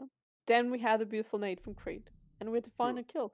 That puts him on a equal 3 kills per round. Yeah. Last round he only made 2 kills. The 2 rounds before he made 3. Now he made 4. Well, if any mathematics can bring this out, it basically means 3 kills per round. But why did they even play tag? Why was there some Scooby-Doo action going on in You strip? know, it's for the childhood memories or something. No, It's true. you I don't see. want to be too serious because this is only a competitive match. Casual is where it gets serious, and quick play. That's Oh, yeah. I personally play ranked to warm up for quick play. That's how I do it. Because casual, that's where it gets really serious. But yeah, I mean, I think I finally found the player, Creed. He's going to be finally a player who can actually make me get out of silver and into gold.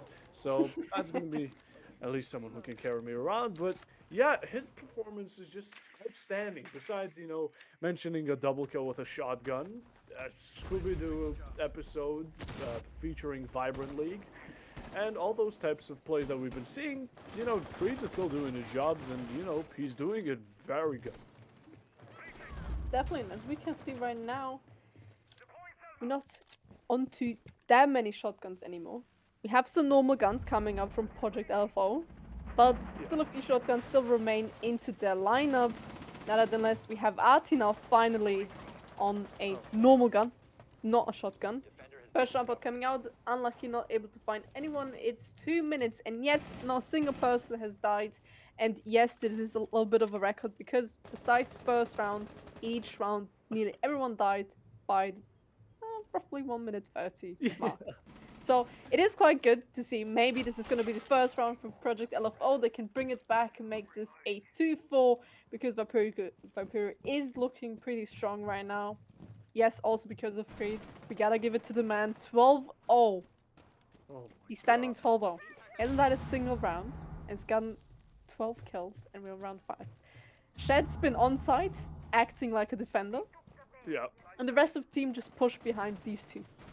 It's gonna be chaotic. As we can see, 1 minute 15 plant is going down. Creed finds one, Shed finds another one, leaving it in 3v5 situation. Creed on 2 HP. Is this gonna be his first death or not? Aston finds Yuki out now as well, leaving someone in Artie. Creed with another one on Why? someone. Artie finding Shed, but Layout finds Artie, meaning another round for Vipiro. 0-5. Yeah, I mean, the fact that Creeds hasn't gotten less than 2 kills in each round is actually terrifying.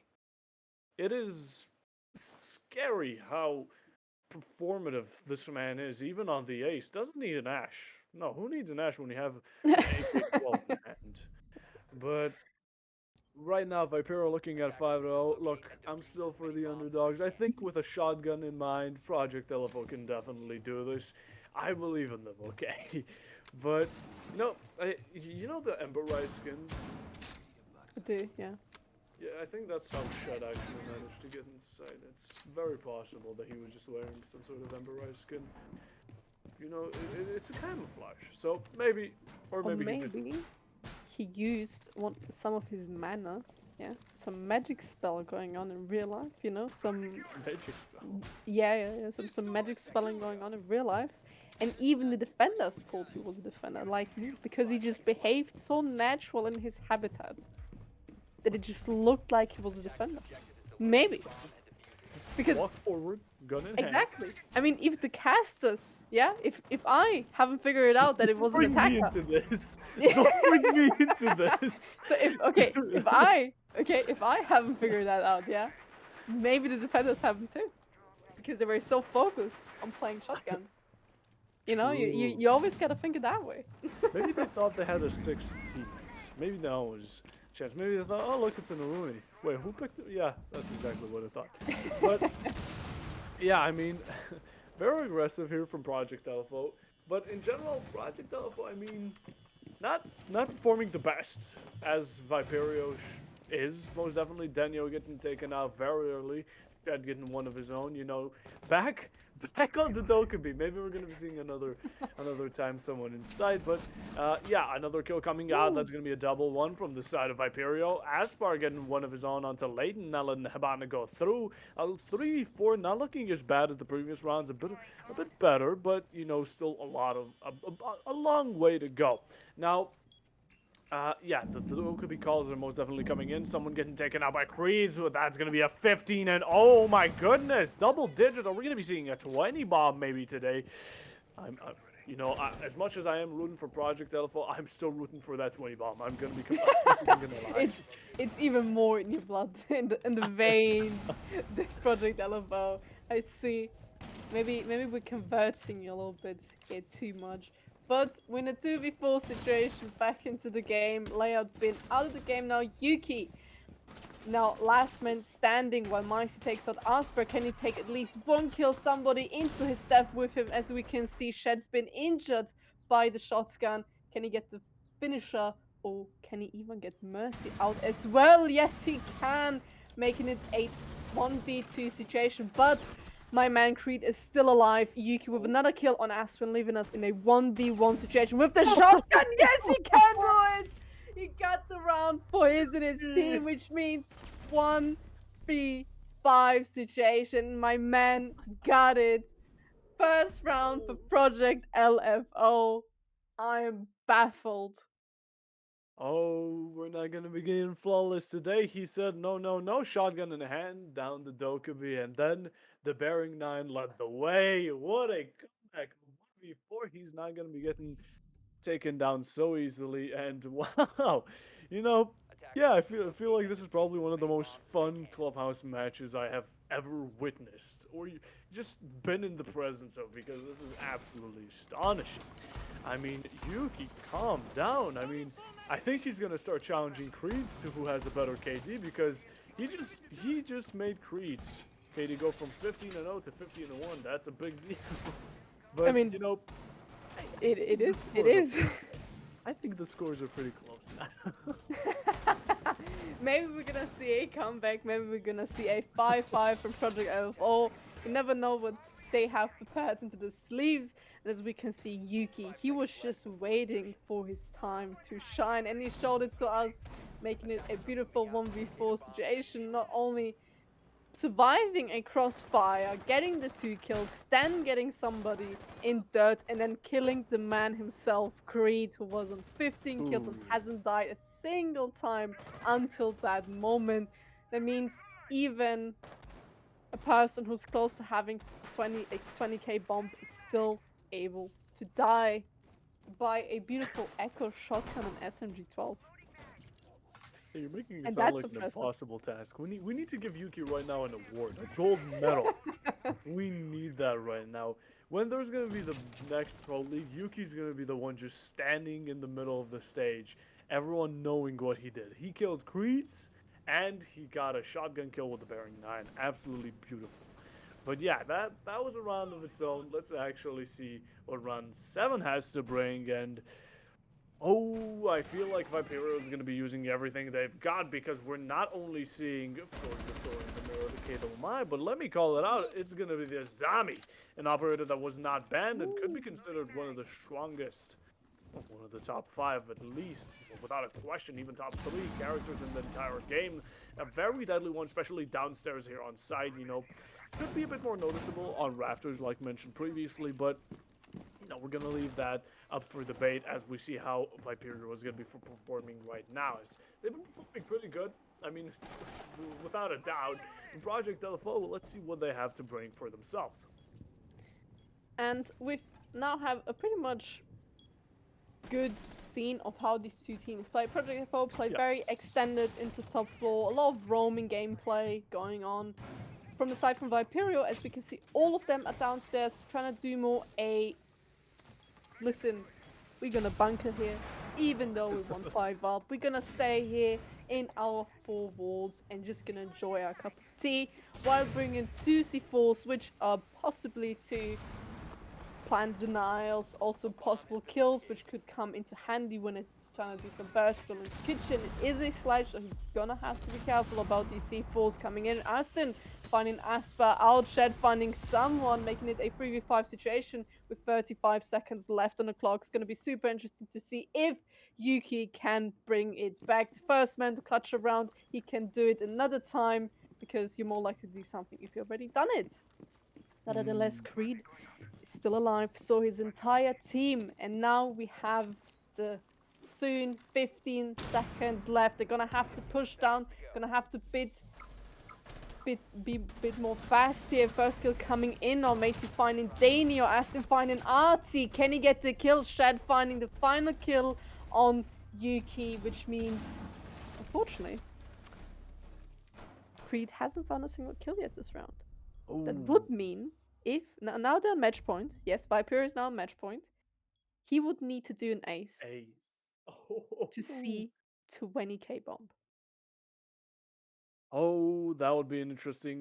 Maybe Viper is going to be helping out, but I doubt they're going to be throwing it, or maybe even being a bit more cheeky along the way, just in case to get that 20 bomb for, of course, Creeds. But still, I mean, without a doubt, they're being very dominant. I mean, I don't want to downvote my LFO project down, but I'm just gonna. It's gonna be a really wild assumption, but there's a pretty big chance they're gonna be losing this match.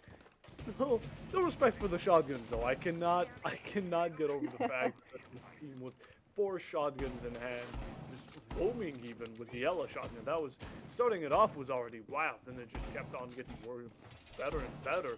But yeah, we're going on to gym bedroom. I mean, Viperio here most definitely were a bit closer to losing. I do believe this was the round where the smoke was left and the plant was down, or frost, something along the way. But many rounds went wrong, and let's hope Project LFO maybe took their time to talk things through while they're still selecting characters and said, "All right, guys, shotguns, that was enough.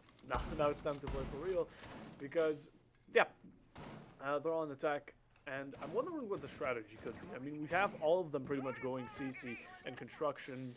And of course, Vipero is going to be defending the side of Cash and CC because it is default.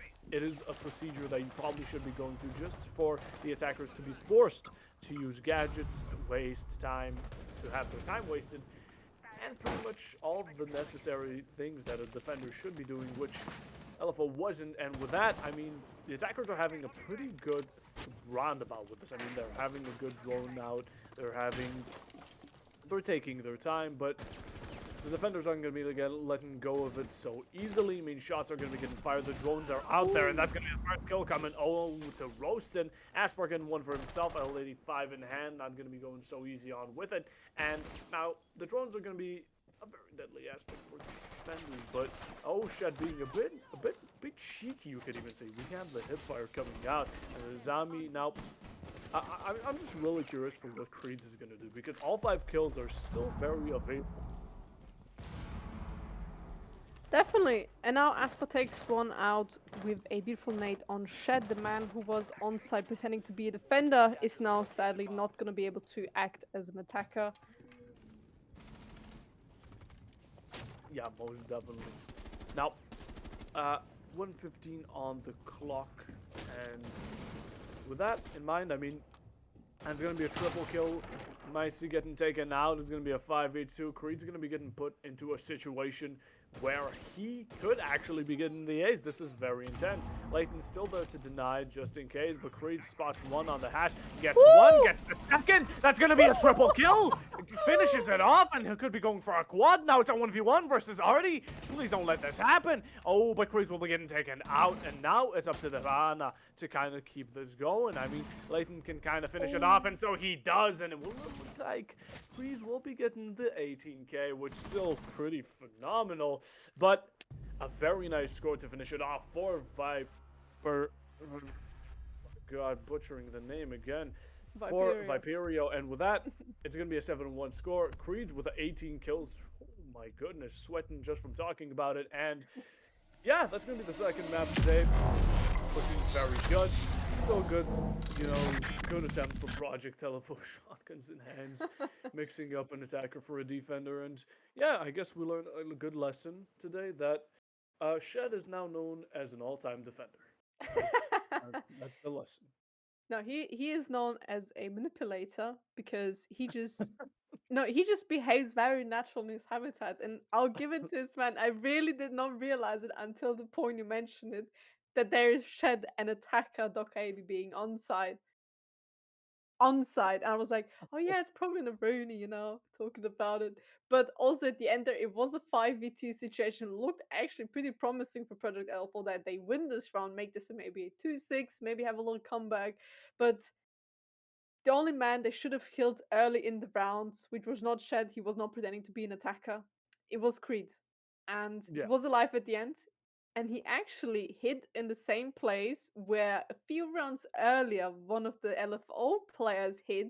So he basically did the same to them as they have done as Project F done to them, and it worked. He got 3 kills.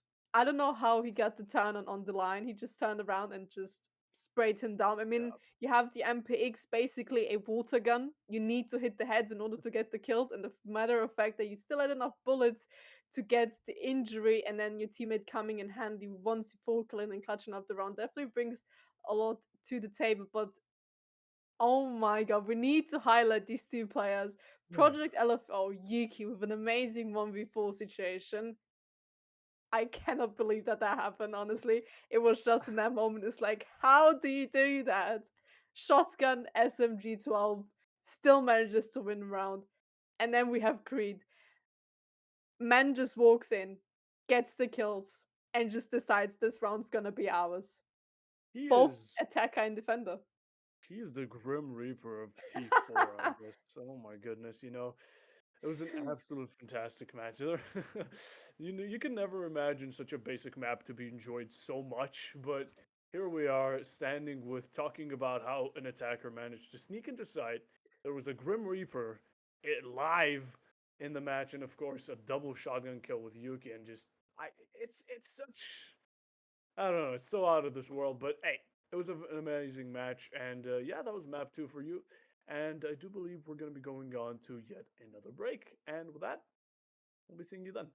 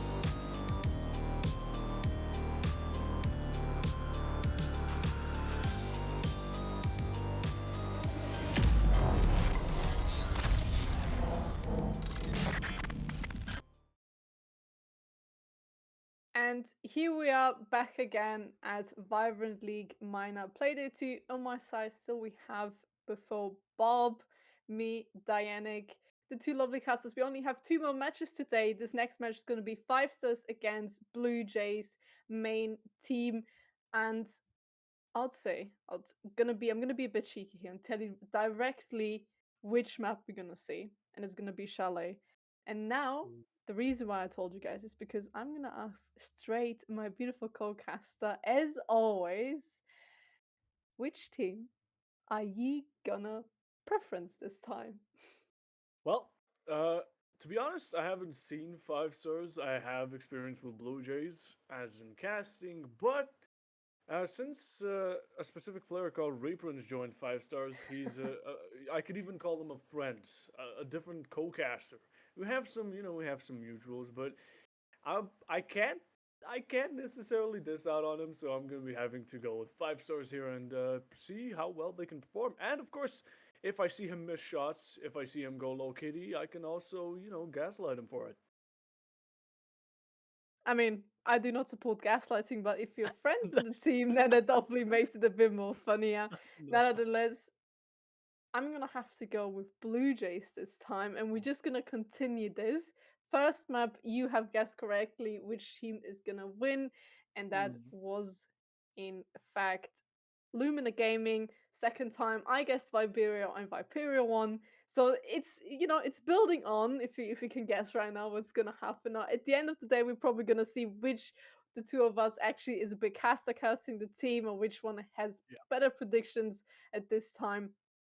Nevertheless, it's gonna be Chalet, and Chalet hasn't been in the map rotation for so long. But honestly, I want to hear your opinion on Chalet because I've talked about a lot of the maps and how they've been in Mm. the pool and stuff like that, and I want to hear your opinion on Chalet this time. Well, Chalet's it used to be a lot less common to go across it, but not too recently ago, but just overall, it has been actually getting brought up more. It's been coming into actually the likes of Clubhouse Oregon type of gameplay amount, and with that, I mean, it's kind of even considered one of the more common maps nowadays. And with that, there's not necessarily a side I could say it's preference to, but it most definitely still is a fun and engaging map to go around. Now, to be honest, I'm just gonna quickly put out some Chalet predictions as when it comes to the actual operator bans. You gotta predict it a bit earlier on. Now, to be honest, I'm just gonna fully say that I'm gonna say Flores Osa, Zami Fenrir. I'm I'm gonna have to go with those four specifically because I just feel like not only are they universally strong on every map, but on Chalet, Flores can be a bit more deadly, along with Azami, especially downstairs. Azami on blue stairs is an absolute nightmare to be facing off against. Now, with that, we're going to be having to see off. Definitely, and the first one you have guessed correctly is gonna be Florius for the first ban here from the side from 5 stars. I would honestly say Flores. I'd see definitely a Nook ban for the defenders. I'd say Ooh, lovely Azami ban and a mirror. okay. And I just have a good feeling about Mirror here. Maybe I could be totally wrong, but I honestly expect. Oh, well, second man is going to be a Nook. I guess normal sneaking around. Yes, you can still do it with an IQ. You can still do it with an Ash. As Okay. we all know, sometimes sound cues do not exist in this game, and you can still be sneaky even with other operators. But definitely, Okay. you're missing out on some beautifully. We can say Dokabi here. Oh, Solis is out for the first defender that leaves us with only one defender left. I would here definitely say Azami because it is a very yeah. pretty strong operator.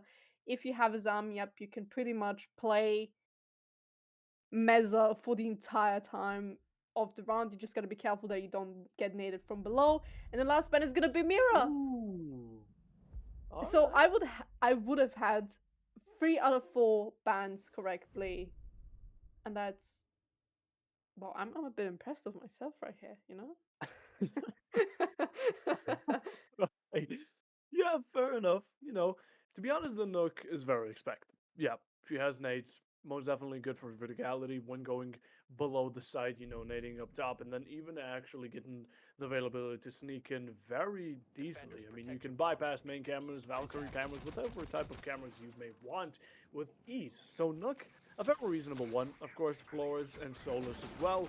And of course, at the end, Mira, yet again, she is one of the stronger ones on this side. Now, as the second, we do see that it's going to be the Zami and, of course, the Fenrir getting left open for these loadouts to be picked, and they're going to be getting picked by 5 stars. Now, you do want to pick out every single operator that can give you the most advantage or is included in your strat as much as possible. Now, with that, Azami, pretty much a perfect example for why she is extremely strong downstairs is pop one Azami onto a correct spot into blue stairs, and you pretty much have an angle that you have full advantage of unless they forcefully use an hash charge, nade, or something like that to get rid of it. Now, that's pretty much a whole long process that you need to put into account, and with that, I mean, it just shows how strong the Azami is. Now, what I'm liking right now on attack is the fact that they have 2 hard breaches. Maybe, possibly, so they can do the things quicker, but also because you do want to make sure Ooh. that what you so might call it, that in case the Thermite dies, the Ace still has a backup breach. Now, we saw right there, the impact came out, and the Bandit actually managed to get Bandit Trick and took out a Thermite Charge, which is going to be very essential for a late round, especially because you don't, the main breach doesn't get open, meaning you have a lot more rotation and freedom to go as a defender.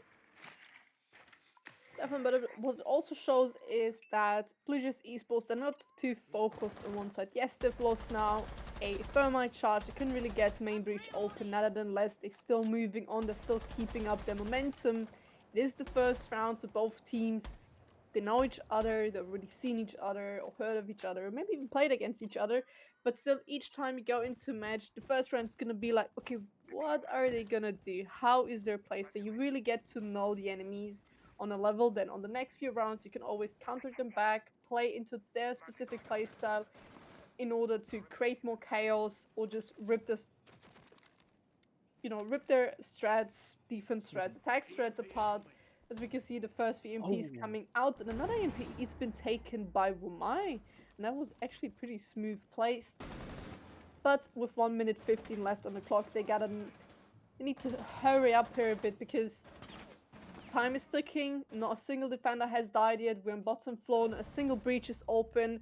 Crystal can take out Rush. The first man has died now from 5 stars, leaving us in a 4v5 situation. And Kaid, the appearance, managed to go back on site, but now we have kitchen under control, dining under control, so a plant on the wine cellar pillar would stand basically nothing more in the way. We still have 2C4s, Kaid and Zenth here, Bandits and your parents have the C4 so they can counter plant. About 30 seconds left on the clock, so it's going to be a bit tight on time here. Yeah, we have the breach coming in at 40 seconds, a bit too late. The plan is slowly going down, but C4s are going to be getting dropped. Reaper still has 1-2. He gets 1 kill onto Kappa, a second one onto Zephyr, and a double kill coming in. Going on for a flawless 4 Blue Jays, all in a matter of seconds. A flank strike coming in, but it's going to be criticals with a nice deny right there coming off. It's going to be the Zami getting taken off, and it's going to be round 1 going over to the side of Blue Jays. Now, that was very dominant from the side of 5 stars, but only at the beginning. They didn't allow a single breach to come in, only up until the last 40-ish seconds, and that's when it actually started to all fall down because, of course, the attackers had the upper floor, they had the flanks covered, they had the drones, they had what they needed, and that's when it all started to fall down. I mean, the defenders, they wasted good time, but at the end, they couldn't really keep up that tempo they were going with. The time wastage was there, but at the end, they got out-utilized. I'll call it like that, even though that isn't a word.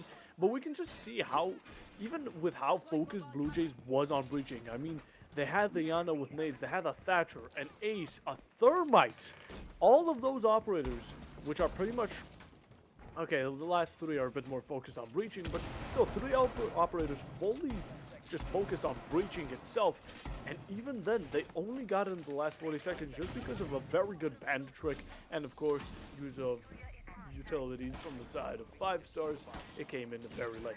Although, good execute at the end, and they managed to get themselves a nice round. And we're going to be going over to Barn Gaming, which, You always love to see a good old Frosted Witches, where also this is the side where she kind of got introduced at. Yeah, and now we're gonna see a bar and gaming side. We first seen basement, didn't really work out for 5 star. This time they decided to go for a different side. This is the most popular side currently on Chalet. Most teams really tend to play the side as it's very balanced, it's very actually defender sided, depending on how you play it, and everybody again knows how to play it, knows the strats and everything what's going on. We also have an Azami here on Meza, and this is what we mentioned earlier. Having Azami, yes, they can get rid of your Kiba bears, they can get rid of your shields and everything, but the Azami just gives you so much more freedom because you can just replace them. Yes, you have limited Kiba barriers, but the way Siege works, yes, you can get rid of them. It just wastes time. As we can see, we're already under the 2-minute mark here. And if Blue Jays keeps doing this, yes, they're gonna waste utility, which could later in the round be very crucial for them, but mainly they're gonna waste time, and this is what Pipes needs, more time on their side. Froxy finds the first kill in the round, Zenf is out of the game here, and as we can see a jump in coming in, but Rush finding the retrade on Toby, making it a 4v4 situation, and it is and was Yazami. As we can see already in library inside Central finds Rush, making it a 3v4 situation with 1 minute 25 seconds left on the clock. Yeah, it's a 4v3, not looking too good for 5 stars. HP isn't looking quite good. Self manages to get himself one, making it a 3v3. It's going to be very good with 1 minute and 10 on the clock. We don't have the very essential operators on the side of defense, as we don't have that late round utility. Maybe the Azami Kiba barriers, maybe the Wamai discs, but we still have a C4 from Kappa, which could be coming in for some verticality. Now, some nades are still, some flashes and some smokes on attack could be coming in very useful towards the end game, but they need to actually use their time wisely. They need to drone this out good, and they need to get the execute off perfectly, because, I mean, with 40 seconds on the clock, you don't really have the time to actually spend that utility, spend that time as you want, and a very nice kill coming in from side of D7, getting taken out. Selberg, Kappa gets down himself, and now it's Reapers in a 1v3. He has to hold off his angles, and it's all up to him pretty much. I mean, he can't go for the revive. He's being cross-hold from the side of Fireplace. And yeah, he notices one, goes for a shot, gets flashed, and that's where he's going to be getting slowly pushed. I mean, the flash goes off. He's trying to shoot for his own life, but there it is. It's going to be Critical's finishing it off very nicely. Flashes in hand. And with that, Blue Jays is going to be getting their second round. Now, 5 stars, not too good of a start. And especially with how, 1 second they're wasting good time. They're using their utility wise, they're holding it off good. But the second Blue Jay seems to put that aggression out there, it all just crumbles. I'm lacking a lot of things here from the side of 5 stars. Yes, they have the setup, they have the utilities, they have the information which they are gathering through Valkyrie or various other utilities, for example, Pugmas from the Frostmat. Just a lot of things they gather from these operators, but yet refrags are missing, kind of awareness is missing. A lot of things are going on. For example, when they jumped in big window, why is no one watching it from below? Where's the communication? How did Azami so late only notice that somebody's in library? Where did the top blue person go? If he dies, top blue is very essential. Why is no one rotating into that? When they were attacked from office and stuff like that, for example, there could have been a C4 from below from a Valkyrie. There's a lot of things they can do in order to get these rounds. Just right now, it's just a bit missing. A lot of things are missing from the side of 5 stars. Yes, they can get the next few rounds back, make this a 4-2 or 3-3 neutral swap, but they need to step up the game in order to do that. Yeah, most definitely.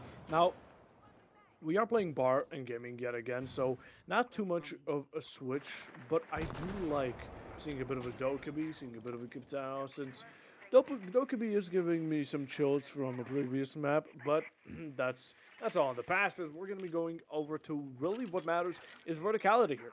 This specific site is both face actually focused mostly on the top side, but it's also going to be going off of frags. Selberg gets one for himself. A trade-off coming on from Pyrod getting rush as Reapers will be taking out Froxy trade after trade. It's all coming down, and as soon as they heard the mistakes they were doing, yes, they started adapting to them. Mezzanine windows getting challenged, and it seems like Blue Jay is going to be a bit of a disadvantage as of now. And yeah, verticality, yet again, it's an important part, but it's going to be a bit more difficult with operators such as Sledge or anyone that can actually kind of use the power to extend that verticality down. Without those operators, it's going to be a bit more difficult to work your way around, especially when you have operators such as Azami. You can't really destroy her. Keep up areas. Another kill comes out from the side of D7, getting Selberg taking some heavy damage from the side of Blue Stars. The C4 comes out, and this is going to be pretty much just go guns in blazing, hoping you can get yourself a frag or two, as the Maverick is pretty much getting pinched. I mean, he shot below, there was one from above. Reaper's going in for a bit of a challenge of himself, and yeah, we're slowly starting to run out of time as Criticals gets one for himself. It was going to be a 2v3. Gets another one on the hatch, and now it's a 1v3. Looking very good as the Kappa right now is going to be alone on Blue Stars. He manages to get one for himself. Capital starting to plan, and Pyro holding him. He starts to take notice of that, starts to push in slowly, and the plan does go down, but the smoke is going to be covering up this Capital as he is going to be getting down. Now it's all up to this Maverick. We're here in a 1v1 situation. Kappa against Pirate. The question is, can Pirate play this super slow? Can he play this by time? Because Kappa does not have a C4. He would need to go for the kill. First shots coming in, fakes diffuser sound. But Kappa is going to have to stick to the defuse soon enough. As we can see, he's pushing up. Can he get the kill? Kappa finds the kill, and he has enough time to defuse, which means 5 stars finally got the first round, making it a 1v2 now. That was pretty well played there from the side from Kappa in a 1v3 situation, coming back to a 1v1 and then even having time on the closest time to defuse, break up the defuse, gets a kill, and then stick to defuse at the end. Really well played there. Yes, it's perfect scenarios. It wouldn't come to this scenario. It would be a lot more less would be more flawless, I say it like that. But Yeah. Kappa really performed there where he needed to perform. So it shows that 5 stars, they can perform and they will perform. Blue Jays is not going to run over them, and I hope they can stick to this mentality. A lot of teams know that, and it's also very known in the competitive scene. If you lose the first few rounds, a lot of teams tend to, get into that negative mindset. Being very negative, hey, we can't win this anymore, we've already lost so many rounds. No, the first few rounds it's like in other games, the first few rounds, you're actually gonna figure out how does these enemies play, how they're gonna play this map, are they gonna play this very strategic, have they really crazy stretch which make no sense, but are defendable, are they gonna play this default, is it more gunfight related, is it more plant related? And you need those few rounds in order to figure that. And after that, you can always have a comeback. We've seen it in Pro League, we've seen it in Challenger League, we've seen it also in T3, but also in T4. Comebacks are very possible, and teams are not allowed to get into that negative mindset. And I think this first round was really good for 5 stars to not fall into this negative state of mindset, to have hope, to see that, we can win this, we can bring this back, make this a 4-2 or 3-3, we don't care. And we're gonna make it into the attack.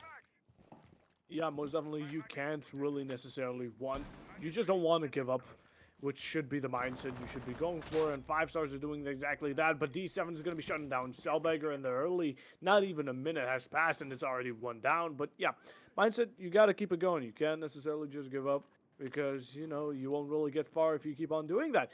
That's not how a comeback comes, and Toby getting one for himself, Zephyr off the board, a 3v5, a very nice shot, a tight one, and that as they're going to be taking over the top floor.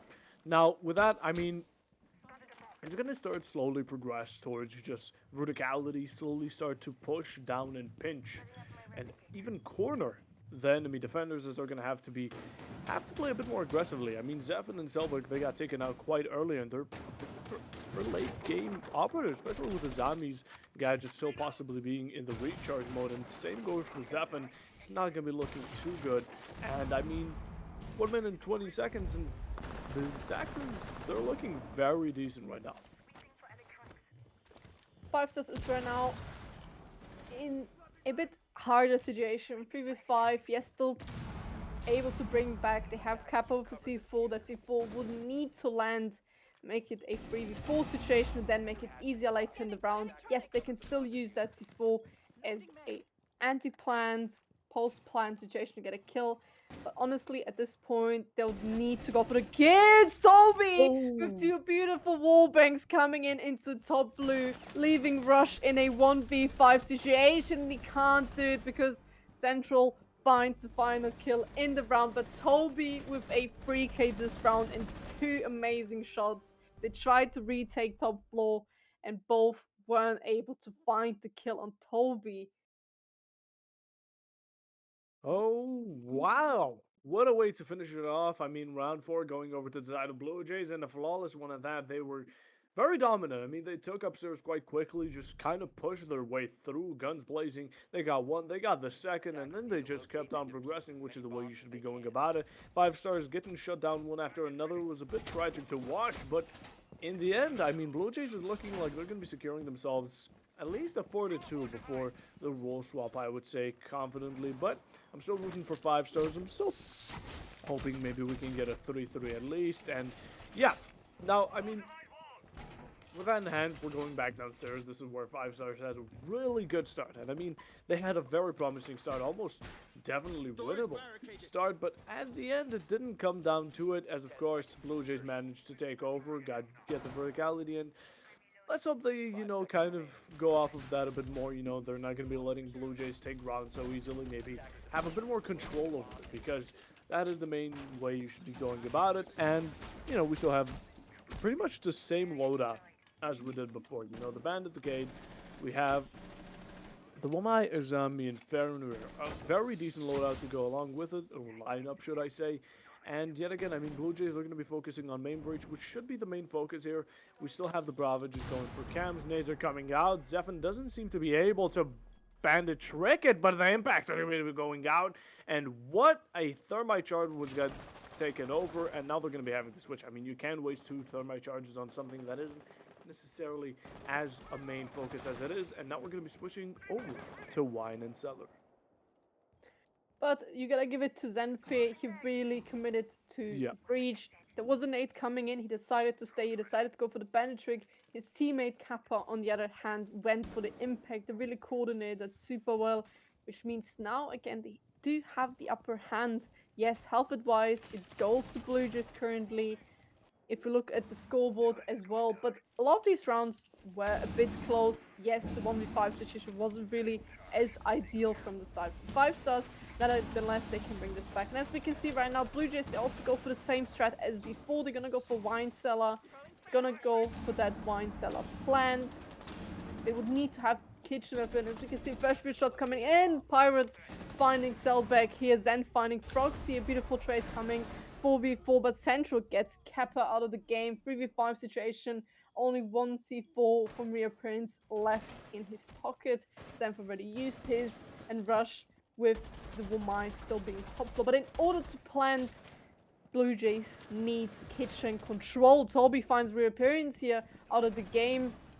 Zen finds Pirate, leaving the 2v3 situation with 1 minute left on the clock. We can see one attack already being on site. Can he find him from the edge? He can! Toby with a double kill at the end of the round. Another round for Blue Jays Esports here. How does he do it? He's just built different. He is absolutely, yeah, he's better.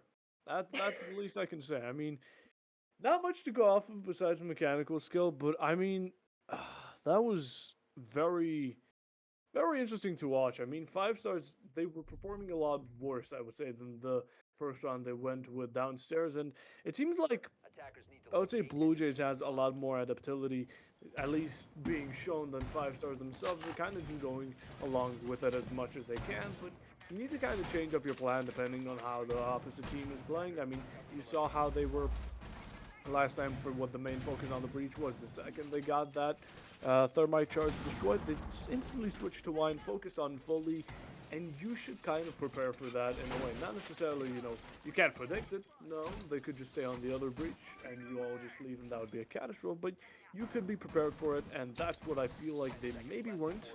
But yet again, we're gonna have to see how 5 stars ends up, because this is gonna be at least a 4-2 score, maybe even a 5-1 if they don't step up their game, because they're going right now kitchen and dining. Now this side, yet again, this is where pretty much Blue Jays just ran rampage. They gun blazing, went through one after another, and took upstairs control. Took pretty much the entire map, but the side themselves, focusing 5 stars to a bit of a turtle. And with that, I mean, if it happens again, it will not be looking too good at all. We have the Dokkaebi in hand, also a very interesting operator, because just in case there might be someone roaming around, Dokkaebi could be a bit of a check, a bit of a notification to let you know that you're not alone. Now, I still haven't seen much of actually the usage of Fenrir. Maybe he's been used every now and then, but I actually haven't seen much, much with him. He hasn't done much, in my opinion, and I'm hoping with how strong his gadget is, maybe it can come in a bit more clutchy. Definitely. Seeing how Blue Jays plays this, they're very straightforward, really pushy. You could use Fenrir definitely against that to give your team more time to react to know where the enemies are. Nonetheless, Blue Jays, they're playing the super smooth, they're playing the super active. Holding angles does not really work, and if you peek, you need to be sure about your angle, you need to hit your shot. So we can see Selbach is now playing a bit more aggressive here on his side. Question is, can he get away with Selbach? Yes, he finds the first one. Toby, top fairy, currently on Blue Jay. Oh, Selbach for double kill Oh, rush, following up but getting insta-traded by Critical. Selbach whoa! with triple kill. My man talking about it, that he is in a very aggressive spot. It could work out for them, and it was high risk, high reward. It is nearly to not impossible for 5 stars to lose this round. Critical, yes, he can still pull it back, currently with 8 kills in his team, one of the top fraggers. But Selbach just pulled this round back, and as we can see now, the entire 5-star roster, they decided to go back, try to play this safe, play on side. First few shots coming in from below. Critical finds the kill through the floor, which means now we are in a 1v3 situation. We've already seen this from Kappa. It is possible, but can Critical do the same? Can he win this, make this 1-5 score, or is he gonna lose this and give 5 stars another round? Whatever it is, I mean, Blue Jays are still looking at an advantageous continuation after the role swap, as right now Criticals is not going to be expecting, actually, oh my goodness, he checks for the zombie but doesn't check fully, as Selberg's going to be getting a quad kill, claim that bounty, take the bag. Selberg just absolutely dominating. Give the man an award, because, oh my goodness, I risk high reward. He does not care. He's going to be getting one hat after another. He's popping them like balloons. And yes, he got them a second round 5-star, putting it a lot more into the chill zone. I mean, he being in a 5-1, that's 2 rounds away from pretty much losing this match. And, kind of putting yourself to a 4-2 can really change up the pace and how you want to react to things. Now, with that, we're going to be seeing a role swap, and 5-stars, maybe they can be a bit more, aggressive, a bit more out there when attacking. Let's hope they do so, because that's what they need to do. They need to actually change it up a bit. We're going to be seeing some operatives switches right now. We're going to be seeing a bit more of a focus on verticality, I see, especially from the side of the Sledge and Buck. And I do believe the Osa will be there to hook them up with some shields. Now, I mean, coming along that, I mean, verticality is, of course, one of the main objectives you want to go around here, especially with kitchen and dining. But you could also go for the breach on the side of fireplace, and yet again, that's a whole other process. You have to drone out below, drone out carriage, drone out fireplace mezzanine, take care of all of that, and then, of course, set up some sort of backups to make sure that no one actually does flank in the end. And with that, I mean, Blue Jays very aggressive on attack, as they should be. But I'm actually curious, how do you think they're going to be reacting now that they're on defense? Well, the first thing I noticed is that Blue Jays is playing a lot of meta operator. We have Valkyrie. Yes, she's on and off meta, but pretty much everybody knows if you have a good Valkyrie player on your team, it is gonna be OP. You have a Zami, meta operator can't really talk against it. You have Pirate on Warden, also meta operator. You have Smoke, you can never go wrong with the Smoke in competitive, and also Mute because of the shotgun buff, because of his gadget. It's also super strong right now. So the lineup, yes, there could be a Fenrir, another Mets operator could be, but decided against it. It would be interesting to see what is gonna 5-stars do now. What is their attacking style? We've seen from Blue Jays, they're gonna go for a full top floor kill. That is their attacking style. But 5-stars, they could just go for an office breach and then go for a kitchen breach. And they would simply have sight. They could go for a plant. That works as well. But they have two C4s, they have smoke canisters, so they would need to get rid of few people in order to achieve something. Kappa finding Toby out of the game this time. First pick for 5-stars, putting them in an advantage, also having health advantage. Nevertheless, they have a lot of drones still. They've only lost 2 drones and we're already with 1 minute 20. So that's a really good drone economy right there from the side from 5-stars. But Blue Jays, they have time. They have 2 C4s, they have 3 Toxic Babe canisters. They can play the clock as long as they want. And that's the beauty of defense, but that's also the curse, because if they over-exaggerate, they might die when they throw the C4, they might die when they throw the Toxic Babe canisters, because 5-stars, they have full nades. And those can hurt quite a lot, because there are only 3 spots you can throw these Toxic Babe canisters and the C4s. And they can nade all 3 of them. Proxy coming out with one SMG-11 in hand and with Zephyr, and no, I never thought I'd hear the sentence that grenades can hurt a lot. That's a new one to me, but yeah, most definitely. 4 nades in hand, that's a good point, because they could be coming in very clutch, although they still lost 2 because Zephyr is now out of the board. Selberg joins him 6 foot under along with Rush, but Reaper's not letting it go. He gets one onto Pyrod. A 1v3 being brought on, the C4 out in hand. Now it's a Thermite with the flashes, and it seems like no nades are going to be getting brought out here, but the smoke still used all of his canisters while he could. I mean, we have 10 seconds on the clock, and it seems like Reaper's is not going to be doing much on his own. I mean, it's a 1v3, let's be real, they know where you are. Tries to peek it to up his KD a bit, but sadly it's going to be Froxy getting one of his own, SMG-11 going up, and so is his KD, as the score will be getting better for Blue Jays. I mean, the end right there, they absolutely got... Wow, that was frag after frag. It was demolition, because Blue Jays, they started holding their angles, they started playing aggressive when they need to, and so they did it right, because seemed like 5-stars was having a bit more of a tough time right then and there, and we're going to be seeing Ram on the side of Zephyr, so the attackers are going to be bringing out someone a bit more new. No, not a bit more. It's the newest operator. It's quite an interesting one to see, but I'm very interested in how this is going to go, and I'm just hoping. Of course, the second I was going to say, I'm hoping that he doesn't switch off. Well, it's going to be the switch. Damn. Well, I guess we're not gonna see any more new tanks coming into the game, as Ramp has. I'd say a tank as a gadget because it's loud and destroys everything it walks through. Now we're not gonna see it, but we can see from 5-stars an entire completely roster change. They just swap through as they like, and they have a Capital. It could be a quick plant. They have an Ayana. They have a Maverick. A lot of things they could deal with, but the Maverick is definitely, I believe, going to go to open up stock. Question is just, can he do it? Can he make that hole? Because that can be quite crucial for Blue Jays if they are not aware of it. On the other side, they have the Valkyries, they have the Intel, they have the Zami.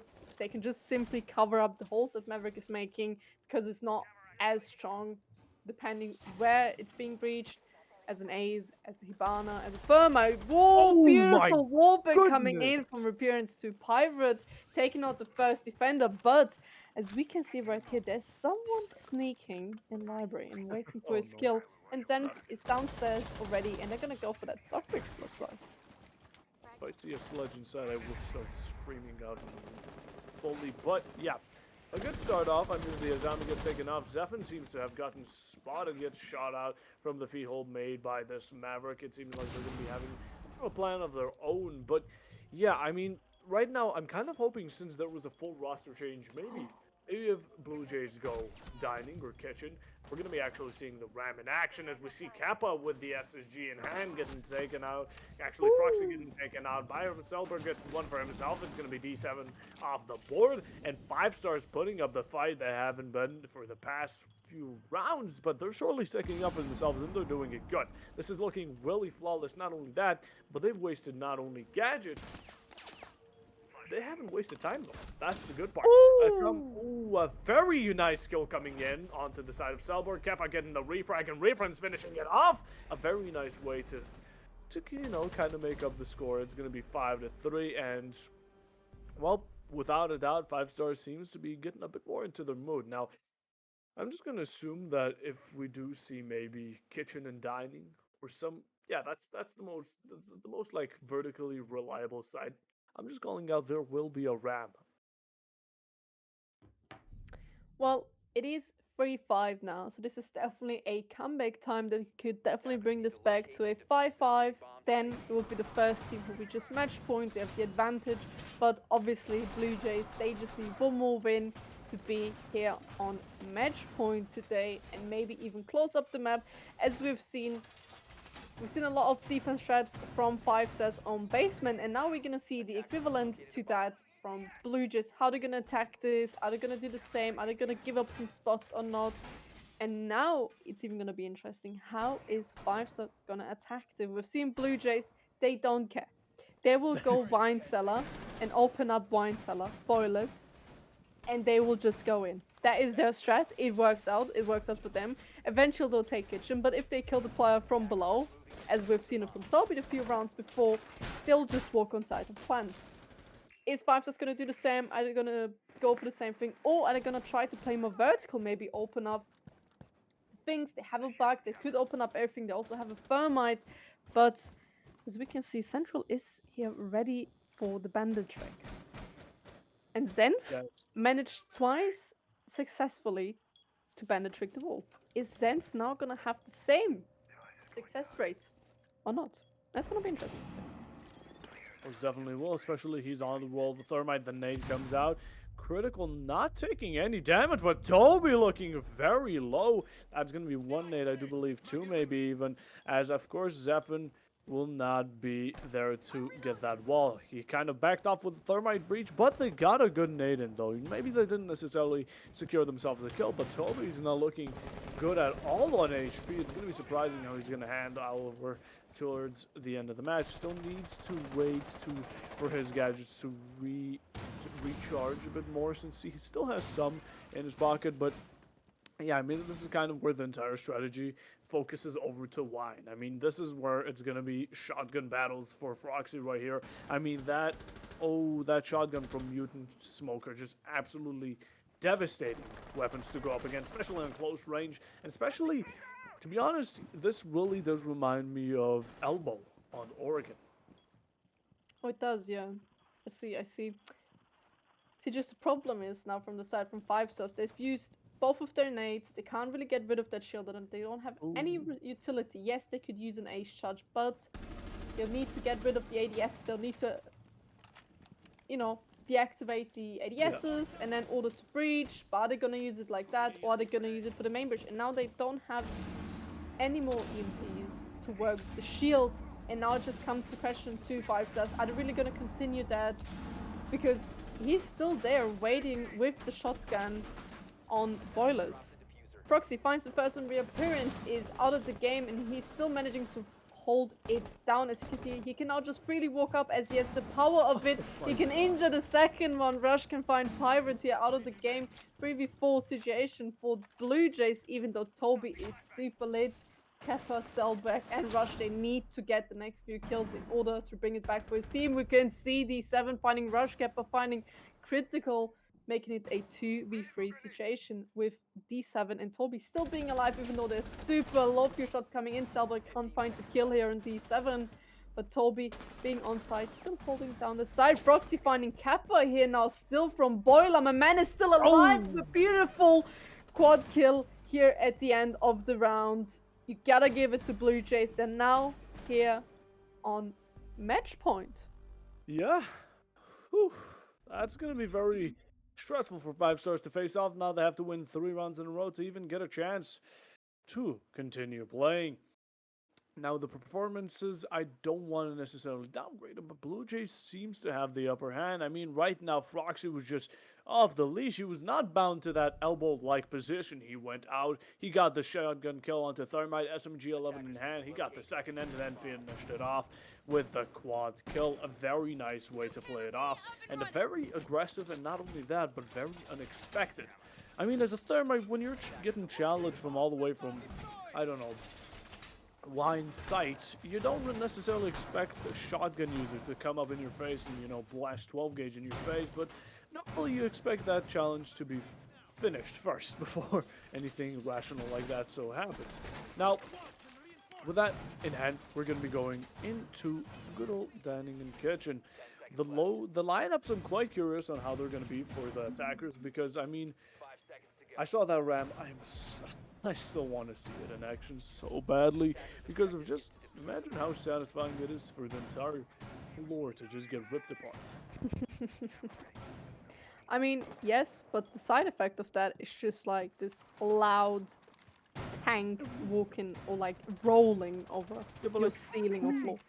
cool big hole. Cool big hole equals funny. Big hole, very cool. Big, Yeah, I know, big hole cool. big hole, So, cool. Nonetheless, let's get back into the game again. 3-6 currently the score being for Blue Jays Esports. They can definitely close this up, make this a 3-7. They'll mean they'll just move up in the scoreboard closer to Viperio. But Viperio is still pretty super strong with the scoreboard right now, as Blue Jays Esports is currently standing in the minor league on place second, Viperio being in the first place, so they're really close here on spots. The only difference is the rounds difference, which makes yeah. up the spots. Obviously, currently Viperio is leading there, but depending how far or how many rounds, if Blue Jay gets this round, they'll be super close to Viperio. Obviously, still Viperio still being first, not unless they'll still have the second spot, but 5 stars. They'll need to get this win because currently they are last in the league. It would mean a lot to them, would bring them a lot of points if they would win this. But as we can see, also shield down, Oh, C4 coming in, getting Kepper out of the way. Here, beautiful C4 from the side from D7. We love the Valkyrie C4, I love them. Reappearance finding D7 as a trade, making it back a 4v4, but Zenf, I think I think he fell off the roof. Maybe. Oh no! Oh no! We can. Oh, critical. You see him? Hmm. yeah, not quite sure. I mean, I think he's gonna be getting left alone for now. Maybe a second chance in life. Always love to see it.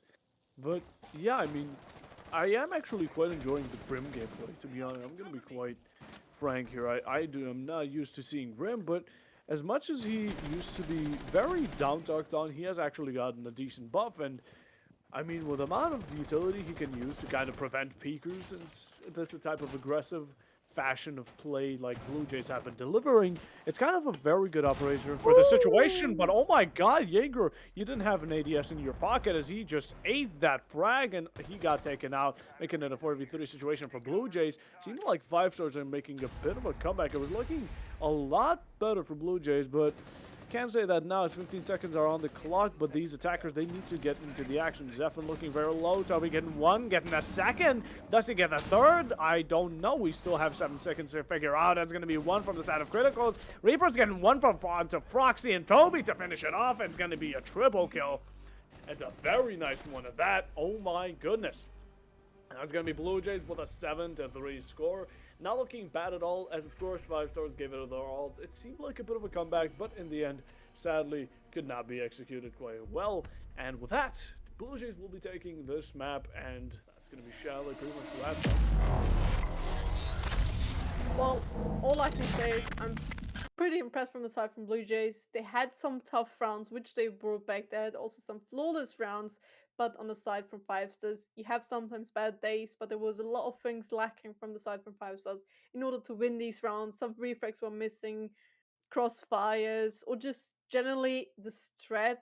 They're focusing a lot of one point, but didn't focus on the other point, or they were losing a lot of ones. Yes, you had a beautiful also team gameplay Yep. there. For example, bomb flow, the impact, and the bandit trick, which definitely secured the breach not to be opened. But you need more of this. You also need more refrags in order to secure that. But on the other hand, you have Blue Jays, you have Toby. he'll just randomly make 3 kills in a row, and it just happens. But on a side from 5 stars, you have Selberg, who basically did the same. Well, played aggressive once, high risk, high reward, and he definitely got a high reward there with bringing his team a round. But also, we had a beautiful 1v3 from Kappa, which he managed to clutch, but Blue Jays overplayed definitely way better there. Nonetheless, we're only gonna have one more match of the day, and that's gonna be Wild against Austrian Force next. But we're gonna look into that right after a little break.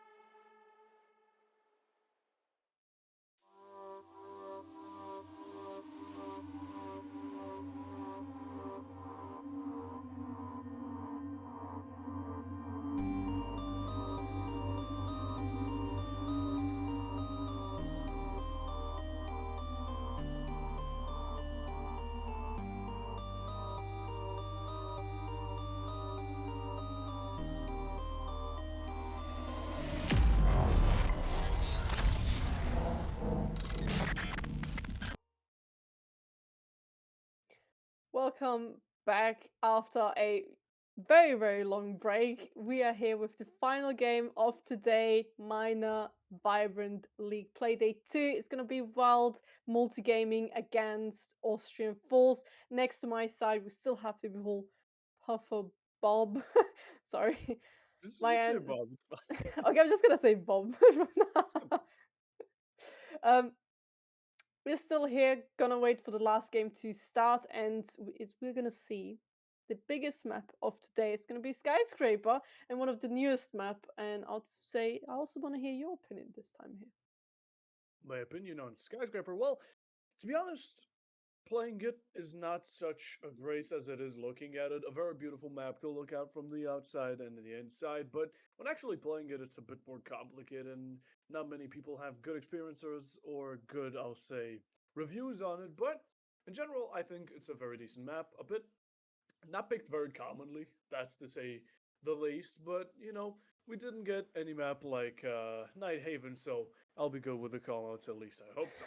Now, yeah, Skyscraper, I'm not, like I said, not too familiar with it. Not really sure if the defenders or the attackers will have the upper hand, but I think we should just, for the last time, you can't really lose since you have 2 points, I have one. But for the caster curse off, I guess we're gonna have to go with who's the team do we think you're gonna be winning? Now, we've already talked about this a bit more while ranting in the background, and well, I'm just gonna have to stick with Austrian Force. I mean, I don't know any of these teams. I don't know how they perform on the attack or how they defense. So I'm just gonna stick with it. Well, if you stick with Austrian Force, I'm gonna be sticking with a few of my mates from Wild Esports. Also, in the past, when I was casting them, I always tend to stick to Wild Esports as yeah, I know them, and it's just like going hand in hand together. I'd love to say that.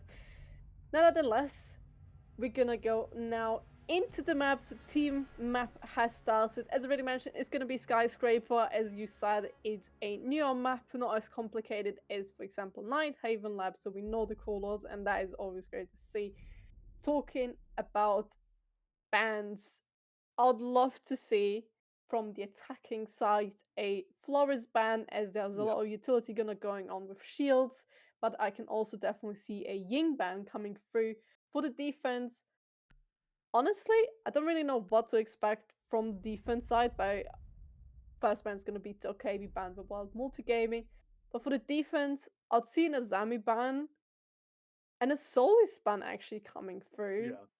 Two strong operators, a lot of wooden floor, wooden walls, so they can be quite strong here. Yeah, most definitely. I mean, I can agree with the Solus and Azami floors, and I was gonna go personally for a bit more Ooh. of a Osa pick, but it's gonna be Brava getting taken out, which also isn't too much of a surprise. I mean, seeing how good she is with not only hacking, I mean, main cam seemed to be the main priority most of the time, but of course, going with gadgets such as Thorn and any type of trap, Brava can be quite a nuisance to go up against. So, reasonable one, but I would still prefer Flores, especially with his destruction. The second one on defense is actually going to be Mira, a very interesting one yet again. I mean, it's reasonable, all of them, but I can still see some bit more universal ones, but if Mira's the plan they're going to be going with, so let them stick with it.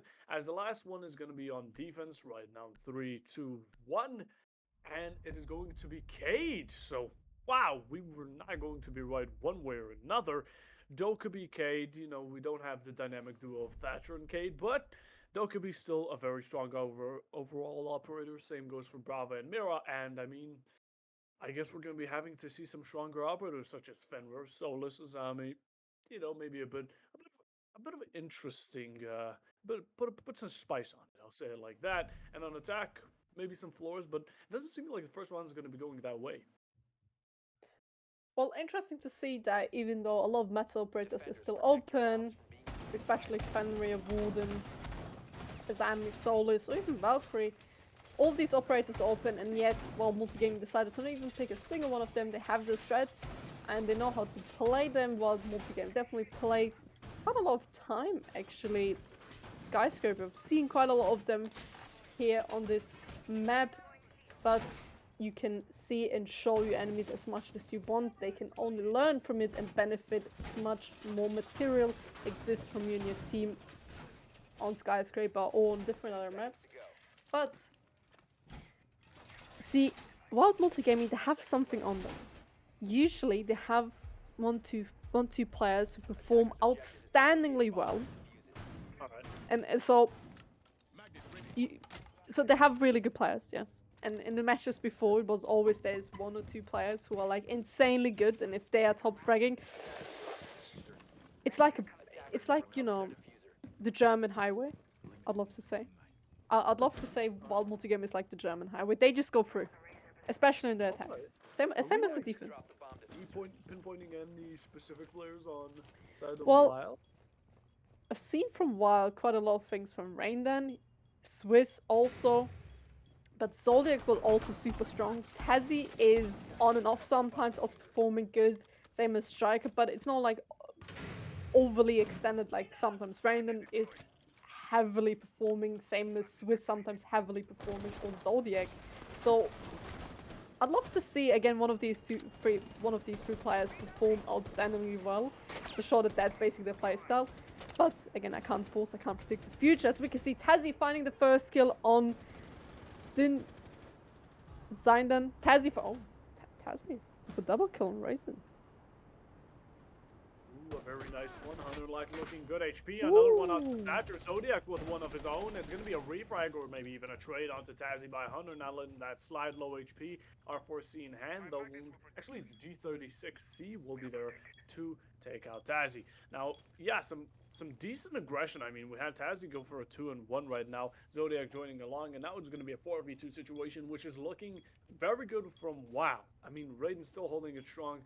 Just like Hunter, you know, not on a lot of HP, but still has the will to go about and guns blazing. Now, with that in mind, I mean, we still have some time to drone. I mean, the attackers, there's not much gadgets they can rely on besides maybe the Ash charges and the Ace charges, but that's about it. Ace's Bread Loves won't help them get kills, and neither will those Claymores because the aggression is there. That's all there is. I mean, there's no actual flanking to be present at the current moment, so I mean, having double the amount of men you have, or the amount of operators that are on the enemy team, is a hard one to push through. Well, seeing now that it is still a 2v4 situation, the first VHS coming out, but unfortunately hitting the wall. Strike finding also his first kill here on Slin, Living Hunter in a 1v4 situation. He's low HP right now, not looking too good for Austrian Force, but at the end of the day, it is a 1v4 and a one-shot headshot game. So theoretically speaking, he could definitely still win this round, but not getting hit by any bullet and always hitting the head first. But with only 7 seconds left on the clock, doesn't look like that Hunter can really clutch this round down as the time is ticking. His and his team is Striker. Strike. I think Strike wanted another kill this round and he really couldn't get it from the enemy, so he decided to blow up his teammate. Yeah, I mean, look. I mean, if a kill is a kill, you know, even if it counts as as your own thorn behind the shield. Just it was very comical how the thorn actually just flew past our screens all the way to the right, and like an absolute cartoon character. But yeah, Wild absolutely dominant on the first round, no doubt about it. The start was just not only aggressive, but it was at the right time, the right moment, and the correct position. All just nice chemistry, just brew up a nice potion for Wild right now because they've certainly done it, and Austrian, they need to step up their game without a doubt. They're going to be having a tough time. Just from seeing how things have been right now, they're definitely, and I mean without a doubt, going to be having a rough time around these parts. Now, you're like Wild, you know a lot better, but do you have any experience with Austrian Force itself, or Well, I've also seen quite a lot of gameplay from Austrian Force, also seen them in different leagues, but also know the players, also have my own history with them as well. But at the end of the day, it doesn't come down to my experience, it just comes down to the fact what they deliver and what they can deliver. It is a completely new roster, and pretty back in the day, Austrian Force was performing super well, but since the new roster, since quite a lot of roster changes, they have fallen down a bit in really performing or showing off in leagues. Nonetheless, it is now also very pretty much new roster. It's been together for a while now, but they can definitely show it back, bring it back, maybe bring the good days back where they were performing super well. But while multi-gaming, as already mentioned, also not their players, and let's be honest, at some point, a lot of people know them, especially Swiss. He's been known for a while, same as Tazu Rain, and these players have a bit of a name in the scene, and you know that they're good. They will win their ones. Riz finding Zodiac out of the game, which means first kill of this round going to Austrian Force, putting them in a man advantage. But as we can see, the first three shots coming back, then finding Rain then out of the game, leaving us in a 3v5 situation for Austrian Force, which is super surprising. As the first round, we've seen it struggle quite a bit, and now they're showing the same performance to Austria while multi-gaming back. They basically said, "Listen, what you can do, we can do as well." Fair enough. Pulled a no you out of Uno, and that's going to be a very good start. But Swiss won't be letting it go as he gets one out to Hunter. Swiss will be getting down right after, though. You know, just like you said, no you on that, and an impact. Actually, a nade coming out, and what a shot from Strike. SMG-11 in hand. That was looking like a 2v3, while making it more possible than it ever has been. And with that, I mean, there's going to be a lot more switching up the pace now. They're going to be needing people from below, people from verticals. C4s are not in the play anymore. Neither are the frags. And utility seems to be pretty much out. I mean, the Yana has rechargeable drones, if that's accountable. They still have a bad minute left, but that's about as much as you can go. It's all going to be guns down. Who has the better gun mechanics, and they're going to need to show it off. I mean, and the attackers, they can still push in slowly. They can still take their time. But they're getting held from pretty much every angle they can be. Of course, drones are going to be kind of letting the defenders know where they're going to be coming from, even possible. That, of course, helps the defenders with their defending. But yeah, I mean, it's getting really close right now. You can't really call out anything as of now. It's just going to be needing to push. It gets noticed as he knows one's there. He goes for the shot for the wallbang, gets it on the ace. The diffuser is dropped. That's going to be a 2v2. Now it's going to be inside. The Yana pushes in, gets a triple kill from System, and it gets the diffuser. Phase following up, and Strike will be getting taken out. With that, we're getting the first round in round number 2. Which means a 101 score right now. Having seen two rounds, definitely both teams are capable of winning this. Nonetheless, you can say from Wild Multigaming, the refrag potential was there. Both of them lost the gunfight, which means they were very early in the round in a 3v5 situation, which you don't really want to be in. But also from Austrian Force in the first round, you don't want to be in a 3v5 situation as well. Now we're gonna see Kitchen and Barbecue, and last round we've seen more Mats operator. We've seen a Valkyrie, we've seen a Warden.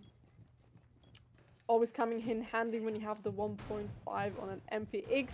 Basically no recoil, but you have a 1.5, so you just do what you want, because the recoil is not gonna bother you.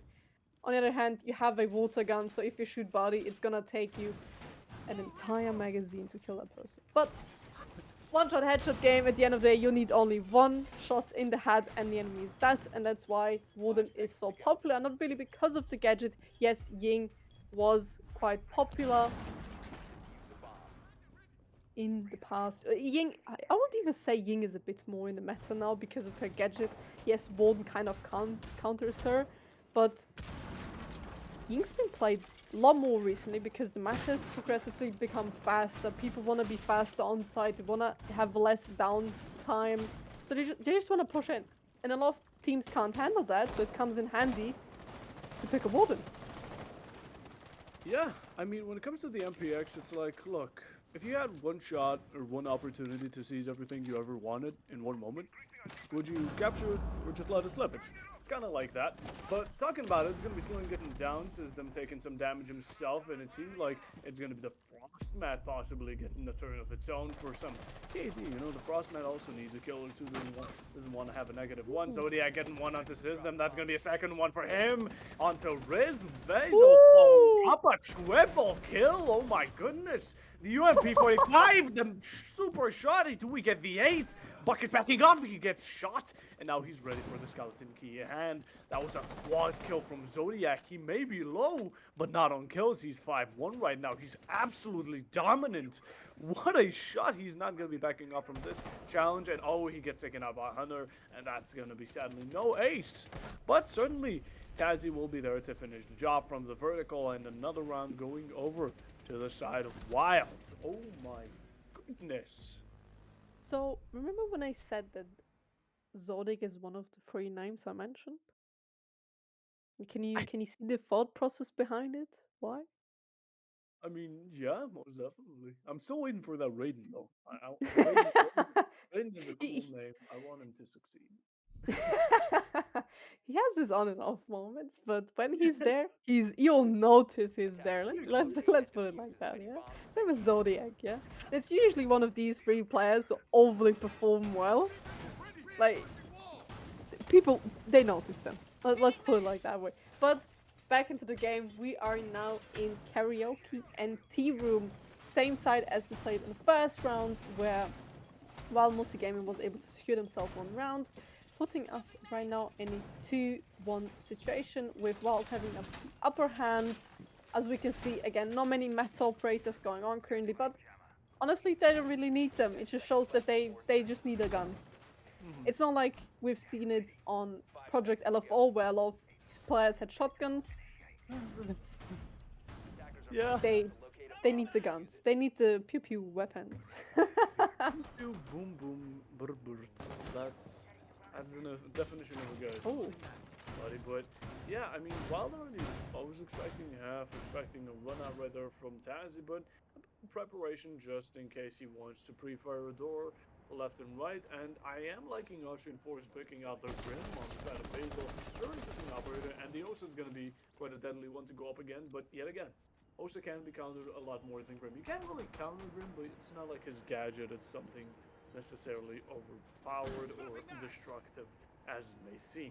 Now, the approach from these attackers is a lot more split up, it seems like. You know, the Grim going on about his own. It's just kind of surrounding the entire map, slowly starting to close in onto the defenders as he goes out for a run out, trying to get one of his own, but Basil seems to have backed off, you know, playing it a bit more safe, don't want to be too aggressive as, yeah, but like mentioned, Wild definitely has mechanical skills to back them up, and they've been showing that for not too long. Now, Hunter gets one onto Swizz, going to be shutting them down, and that's Lumai off the board. And the first kill going over to Austrian Force, so, you know, some man advantage is there. but having the also shield now placed on Black is an advantage, right? And finding the first kill on Hunter, making it a 4v4 again, but finding Zodiac finds his also little piece of a cake here with Riz been taken out now, making it a 4v3 situation for Wild Multigaming. They have the defense, they also have the time on their side, so we can see once on red stairs, Zodiac deciding to jump down, finding the kill on him, but on the other side, one of his teammates died. Zodiac with a triple kill in this round again, leaving Basil in a 1v3 situation for Austrian Fools. Can he clutch it, make it a 2v2, 2-on-2 score, or will this round go to Wild Multigaming as Raynon, Tazzy, and Zodiac all still being alive? There's still some vertical needs to be care of. Some shots coming through, but Zodiac is already in kitchen and he's cooking something up here. Yeah, I mean, to be honest, my biggest question for some, okay, for context for some people, in the earlier maps, there was a player who was going against Project LFO. His name was Creeds, got 18 kills. The question is, can Zodiac surpass him or any players on the side Oh. of Wild? Dude, that's the challenge. Are we gonna see a 20 bomb today? Maybe not earlier, but maybe now. Or can one of the players from the side of Austrian Fools beat that score today? I mean, it goes with Actually, both good question. ways. I mean, That we could see some turns. We could see 3-3 swap if Austrian Fools now takes around the next 2 rounds. And we could see some comeback here. But Wild is a bit strong here. They're making the kills. Zodiac is on the board. I think he has received the message a bit earlier than everybody else and has, you know, warmed up, been ready here to perform to show off what he can do. And I'm afraid because if this man keeps doing this, he already got a quad kill. Unfortunately, couldn't go for the ace because he got shut down. And Yeah. the next last round, he got a triple kill. And that's scary. That's promising. That's what it is. It's Oh, definitely promising because with all that in mind, I mean, I'm still we're 4 rounds in and he already almost has 10 kills. He's 1 kill away from a double digit. So that's already terrifying as it is. But going on from that, I mean, he's also the fact is he's not really playing some sort of like Valkyrie or Romy like very aggressive character. He's playing Frost, which isn't necessarily considered to be the most out there operator, if I say so. But hey, if it's working out, there's no complaints here. As Austrian Force seems to be going a bit more on the side of ooh, doesn't matter. Taxi shuts him down. System is off the board. 6 foot under. We have all 3 players. The Warden and I believe the Bandit were backing them up just in case. Always some team chemistry needed, but yeah, that's gonna be quick man advantage for Wild Gaming, Wild Multi Gaming. And 1 minute is off the clock. Now, it's really up to Austrian Force. How do they progress from this? I mean, they know the aggression, but it's really how do they counter it? a lot of things you could counter it with, but Austrian Fools, they need, theoretically speaking, now another pick. They would need to take one out from Wild Multigaming in order to kind of secure this round back for them. Yes, a 4v5 is still always possible, but it is hard, especially in a competitive environment. Right here, both teams are really trying here their best. Nonetheless, Austrian Force, they need this kill. They need to take one of the good players.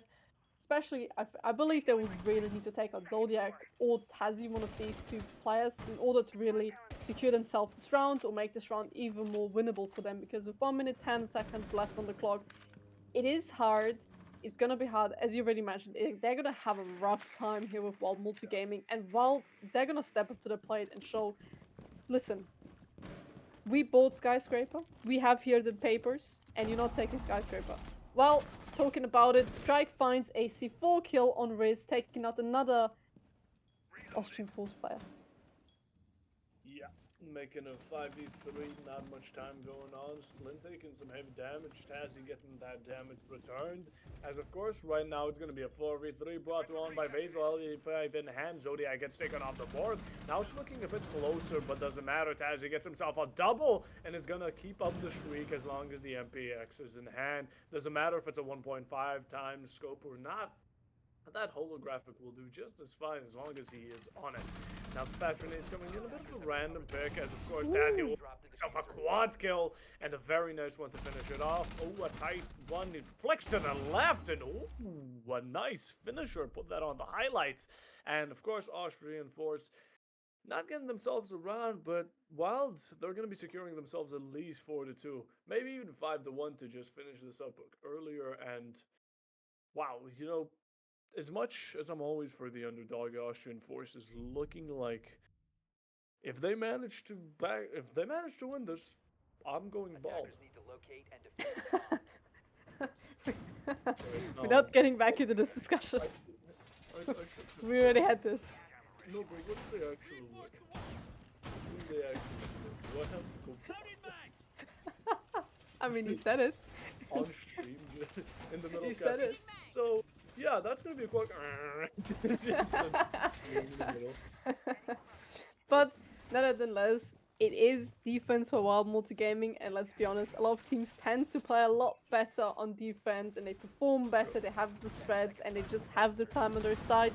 So it's a lot easier for them to win the rounds back by back. And let's be honest, 4-2 swap, if Austin Fools gets this next round, is pretty much default.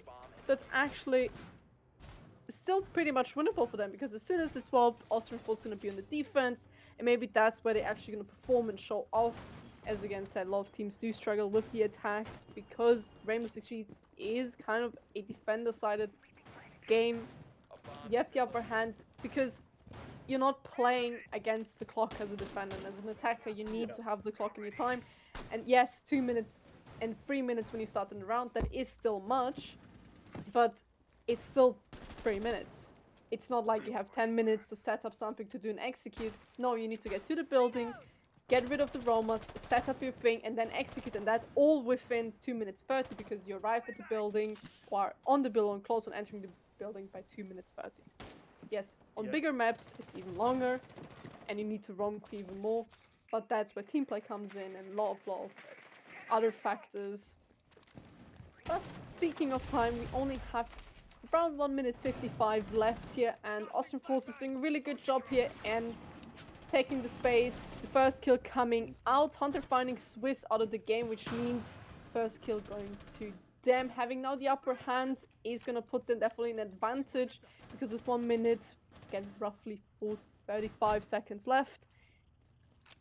They need to kill Raindon because he can be very dangerous. That Tezzy finding another kill, but Simon finding Raindon out, which means 3v4 situation and looking really good right now for Austrian Force. Yes, it most definitely is, but Riz gets taken down, Strike getting one, another SMG 11 kill. He is absolute dominant with that gun. He absolutely loves it, seems like. But Austrian Force still not giving up. They're going to be switching positions, going a bit more over to the side of Geisha, as they do want to cover as much ground. They want to deny rotation, and they want to force these defenders back. They don't want to be themselves. As an attacker, you don't want to be pushed back. It's quite the opposite. As an attacker, you should be the one pushing back. Gunfights happening. It seems like some damage is getting taken off slowly, but yeah, Tassie will be there to challenge good old Ace. As in the middle, of course, Zodiac and Strike will be getting each other a kill of their own. And just to finish it off, it is going to be 5-1 and a comeback for the side of Wild Multigaming, as they will now be switching over to the side of attack. And you know, with how their mechanical skills, aggression, and the way they actually pushed them back as defenders have been going, it's actually quite concerning because if a defender team manages to push you back when there's not a necessarily huge man advantage or a man advantage at all, that's concerning. Because when they're on attack, that means they're just going to do the job way better. And yeah, Austrian Force, they're really looking uncomfortable right now. At least it seems so. But so, maybe they're going to be a lot better on defense. Maybe they won't. We'll have to wait and see. As yeah, to be honest, what do you think could be, what would be the main way to adapt for Austrian? It just comes down.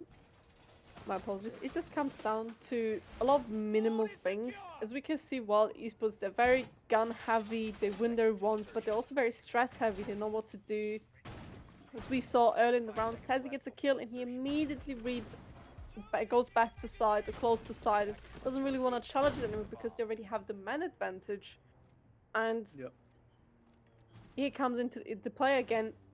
Refrags, pushing together, droning before pushing, especially when you have a long hallway like that.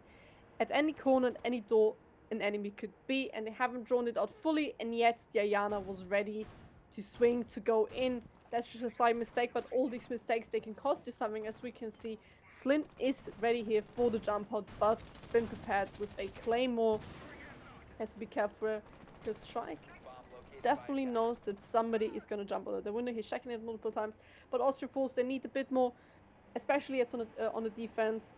They need crossfires, they need refrags, and they just need the upper hand. Talking about upper hand, Riz finds the first on Strike. That means the Ash is out of the game. Silent finds another one on Swiss. Can he find another one? Yes, he can, making it a 2v3 because Zodiac and Tazi finding Riz and Zayden out of the game. Now it's down to only Tazi because Zodiac has been injured now. And they need to be careful because Tazi could lose his life here, could also pick up his teammate and then go on with round. And he does. So 2v3 situation, but they're already cornered in. As we can see, is pushing out and Sling can get both kills with a beautiful spray coming in. That means a round for Austrian Force. Yeah, very good. I mean, the aggression was not expected there from Wild Multigaming. The last thought that probably came up in their mind is that Warden with an MPX is going to run upon them and shoot them both. But, of course, with that in mind, Austrian Force get themselves a second round and a very good one. They played it well, and even then the Warden, you know, he held himself off from running out and actually getting killed by that Claymore, which in the end just worked out better for them. Now we're going to be going on to round number 8, and we're going to be going to the side. I do believe it is going to be Exhibition and Office. Now this is where it gets very interesting. It's the upstairs floor. This is where Geisha side. This is where party gets kind of involved. You know, the other site upstairs kind of gets contested a lot more, and that's where you need to contest it yourself as a defender and such.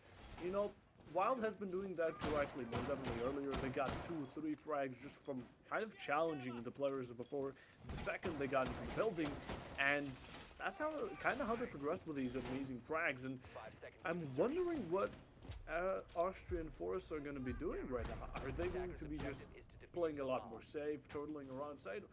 Maybe, you know, maybe they want to put themselves a bit more out there, put those frags in, and just start absolutely going in. As Slim, you know, previous round he outdid himself. He's going to keep it up.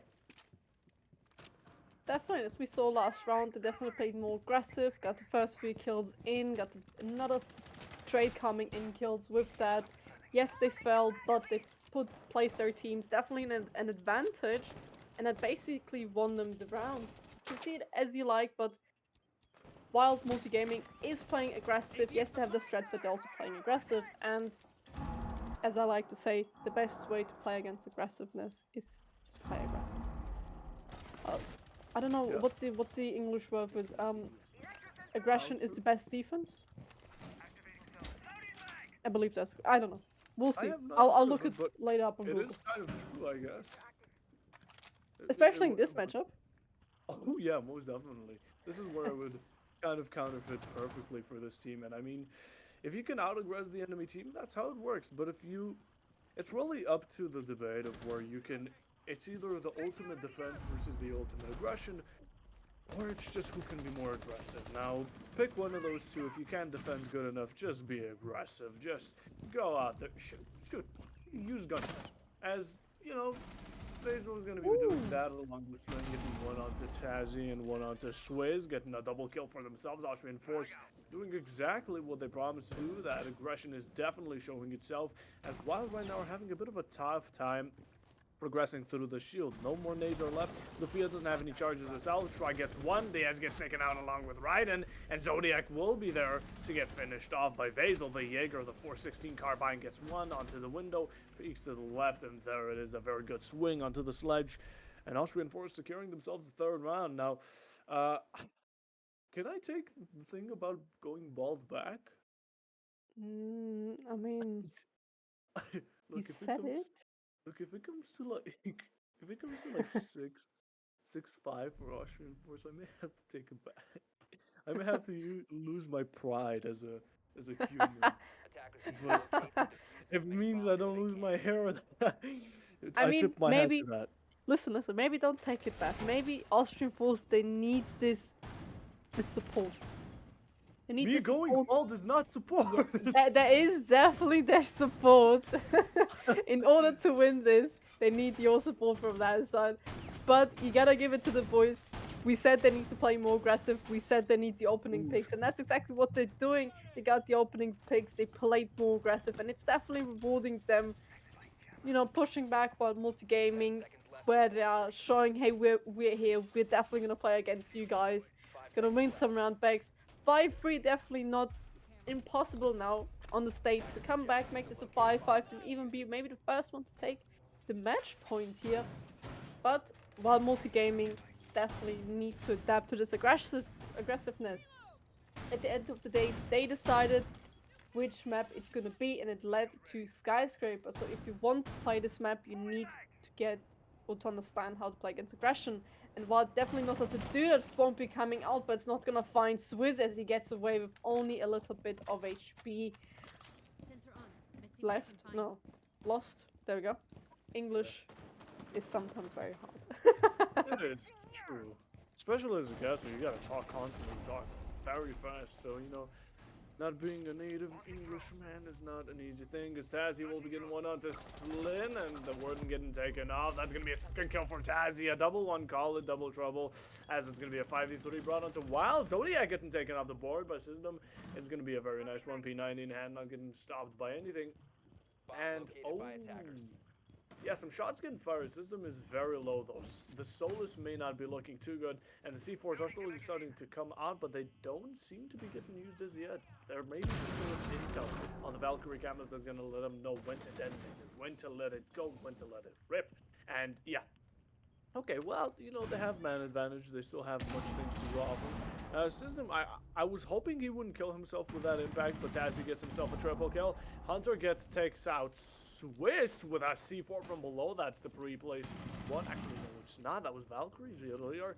And yeah, pretty much Striker's just going at it. He gets taken out by Hunter. Double kill from him. Tazzy with a quad. Are we going to be seeing an ace? This is very possible because Tazzy is right now on 15 kills and 4 deaths. An absolute menace he is. And right now holding this one angle. Does he get a heal? Let's go over just at the wrong time.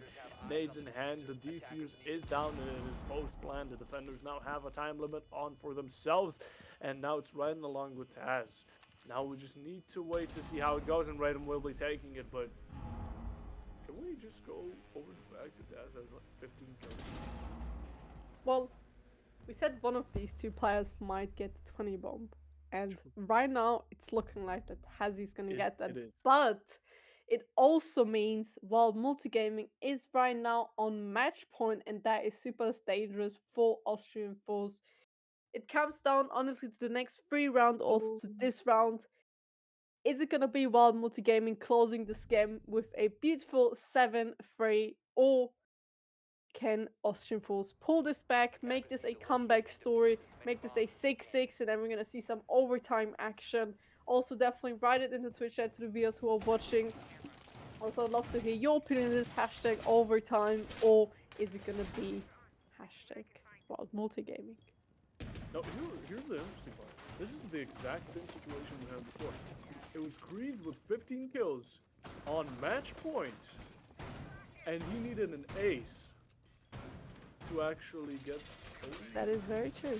It is the exact same as it was earlier. Now, it can really go the same, and he just hides in a corner like Creeds did in Logi and get a triple kill and die. Or maybe we could continue.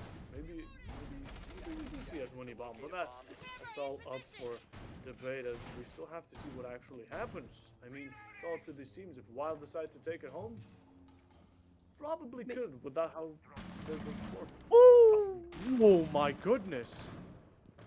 Beautiful spawn pick coming in here from Zayden, taking out Swiss from one multi-game. It means no Ulster for the game, no EMPs for the game anymore. That leaves us with only Tazzy's nades and Zodiac's nades in order to open up a bridge if it's electrocuted. But it's not going to be electrocuted because there is no bandit and Kaid's been banned anyway from the beginning of the round. But beautiful spawn pick, you gotta give it to him. He really waited for it. He also spawn picked quite a lot of the other rounds, but now being taken out by a strike while he was patiently waiting on those laundry mats. So we can see Vasil taking a lot of damage there from downstairs with the nade, leaving us in a 4v4 situation with half advantage going to Wild Multigaming as Vasil is on his last sliver of health. But Riz is sneaking around, slowly but steady, going around. Maybe Wild Multigaming has no absolutely idea that he's sneaking, and he could get away with some kills here. Was definitely being cheeky. Vasil not looking too good on HP though. The Fenrir is looking like a nerf dart away from death, as of course. Yeah, I mean, it's a 4v4, shots are getting fired, Taz is not doing too good, he gets down and he sees it, Hunter does take notice and he finishes the job vertical SMG11, don't underestimate it, and while right now looking like they're gonna a bit of a harder time, Zodiac does return the favor, takes out Riz, and the Valkyries off the board. Vasil's still looking very bad on HP, smoke canisters are only now coming out, which is a good idea. You should not be using smoke canisters earlier in the round unless you know you're going to die or it's just, going to be a waste in the end. But below a minute left, Zodiac starts to slowly take some damage, and this is where it's going to get interesting. We have mainstairs getting pushed. Raiden gets taken out by 100. It's a 2v3. The sludge is pushing up. Not sure what the Jackal is. Zodiac gets himself one refrags or trays onto Hunter. Jackal is now in sight. Could be not going for a plan. It seems like Zodiac is the one with the diffuser. Now it's just Jackal. Oh, triple kill. The Fenrir tries to go for a pre-fire doesn't work out. Actually, it's gonna be only now my brain process that it was a trade, and a very nice one at that. Now it's Slin versus Strike, and it's all up to this. It could all be over if Slin does a slither of mistake, and the tracks come out, but he notices him. The wall bats come out, and that's gonna be Slin with a very nice shot predicting the Jackal, and oh, the barrel just stick through the hole, and that's very unfortunate, but Austrian Force are coming slowly back up the leaderboard. Talking about you going bold.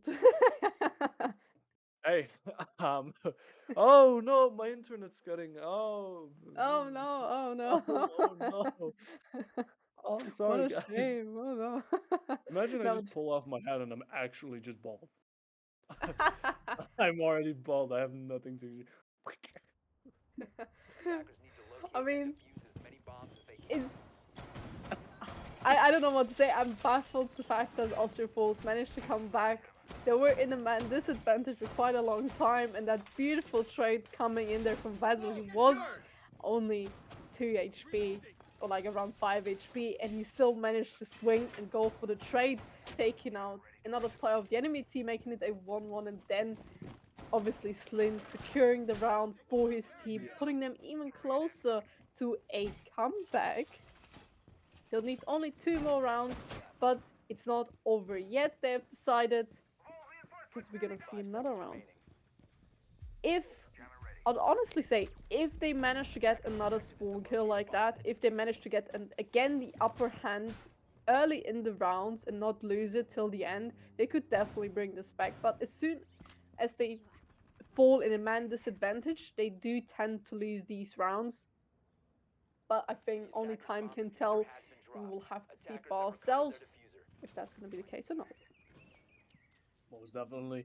Now, doesn't seem like spawn picks are going to be such a factor right now this round. And yeah, like you mentioned, I mean, the attackers, I wanted to bring that a point. The attackers, they have a lot of time, 2 minutes and 30 once they get to the building. But the problem, well, it's not like I feel like it's just the fact. The problem is there's too much you need to do to actually get the preparation. So some things need to get skipped sometimes. And yeah, with 2 minutes right now, we've already pretty much passed a minute. This is how fast the attackers kind of need to go about things. And the defenders, they need to prevent that from happening. And yeah, right now that's pretty much what's in the process. System right now actually noticing some drones going on, but it's up to the Wild. I was gonna say he could sneak up on them, but oh, he does do that exactly. Zodiac gets taken out, but it's gonna be a refrag from Tazzy, and you know, another coming in from Raiden. It's gonna be a very nice one onto Riz. Not doing too good for himself, at least not with a 3-10 score, as he's not been having too good of a day, but the Fenrir gadget will still be in play. Now the thing is, Basil will be getting another one. Strike getting taken out. It's 3-3. No more man advantage for any of these teams. Shotgun coming in, but oh, the nade's going to get dropped very close to death, but not close enough. And there's going to be getting away. And the shotgun, here comes the SMG-11. No, it does not actually. Leaving us in a 3v3 situation, but on the other hand, from our multi-gaming, Tazzy is still alive. Person with 16 kills. Currently, the man with the most kills in the lobby is still fighting for the kills this round. But we also have Vezel and we have Slin, the 2 people who last round managed to secure the round for their team. Austrian Force still alive. Also currently Hunter still being alive with the most kills on the side from Austrian Force.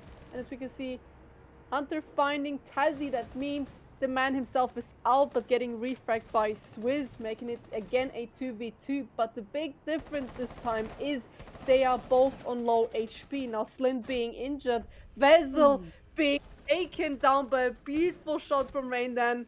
Ooh! Which means Wild Multigaming won this map 7-4 with a beautiful quick peek at the end. Chef's kiss, very nice finish off. They're down one for the ace made, and a very nice headshot on the Jaeger. Faisal didn't know what hit him, but we surely did, as it's gonna be, of course, Wild Multigaming taking the match, and thankfully, I get to keep my hair, so I guess that's a positive for me. And yeah, these matches today were really good, to be honest. These were really fun matches. One of them was extremely, I'll say, unique, not in a bad way, goofy, but the other ones were very exciting. Some of them a bit more close, but in the end, It was all BO1s. This is only the play days. It gets a lot more interesting further down the road. But yeah, that was it for today. I'm not sure what the procedure here is. So if you have any, if I need to do any showers, I just mean, do that instead of me. you know, I'll just take over here for a second because Yeah, I do please have a do. few words left. Say it like that. As you already mentioned, some amazing games today, some also quite interesting games today. We've seen a lot of clutches today. We've also seen quite a lot of team play today, and honestly, that's all what competitive is about. Sometimes you can't win them all, especially when you have a strong team you're playing against. But definitely today, we had ups and downs. We had amazing clutches. We had amazing triple quad kills. Sadly, we have not seen a single ace today, which also would have been very interesting to see. But two players being very close to a 20k bomb, which was, as you already mentioned, Ooh. Creed and Tazi. Both these two were super close today to a 20k bomb. Gotta highlight sometimes the players, but also Yuki, for example, who won a 1v4 clutch with a shotgun. I think you gotta put it out there like that. Nevertheless, last game has been cancelled, which means this was the last game of today. And if you have no more words left, I would say I would leave our beautiful watchers and viewers into a beautiful evening. See you guys soon, and thank you guys for watching.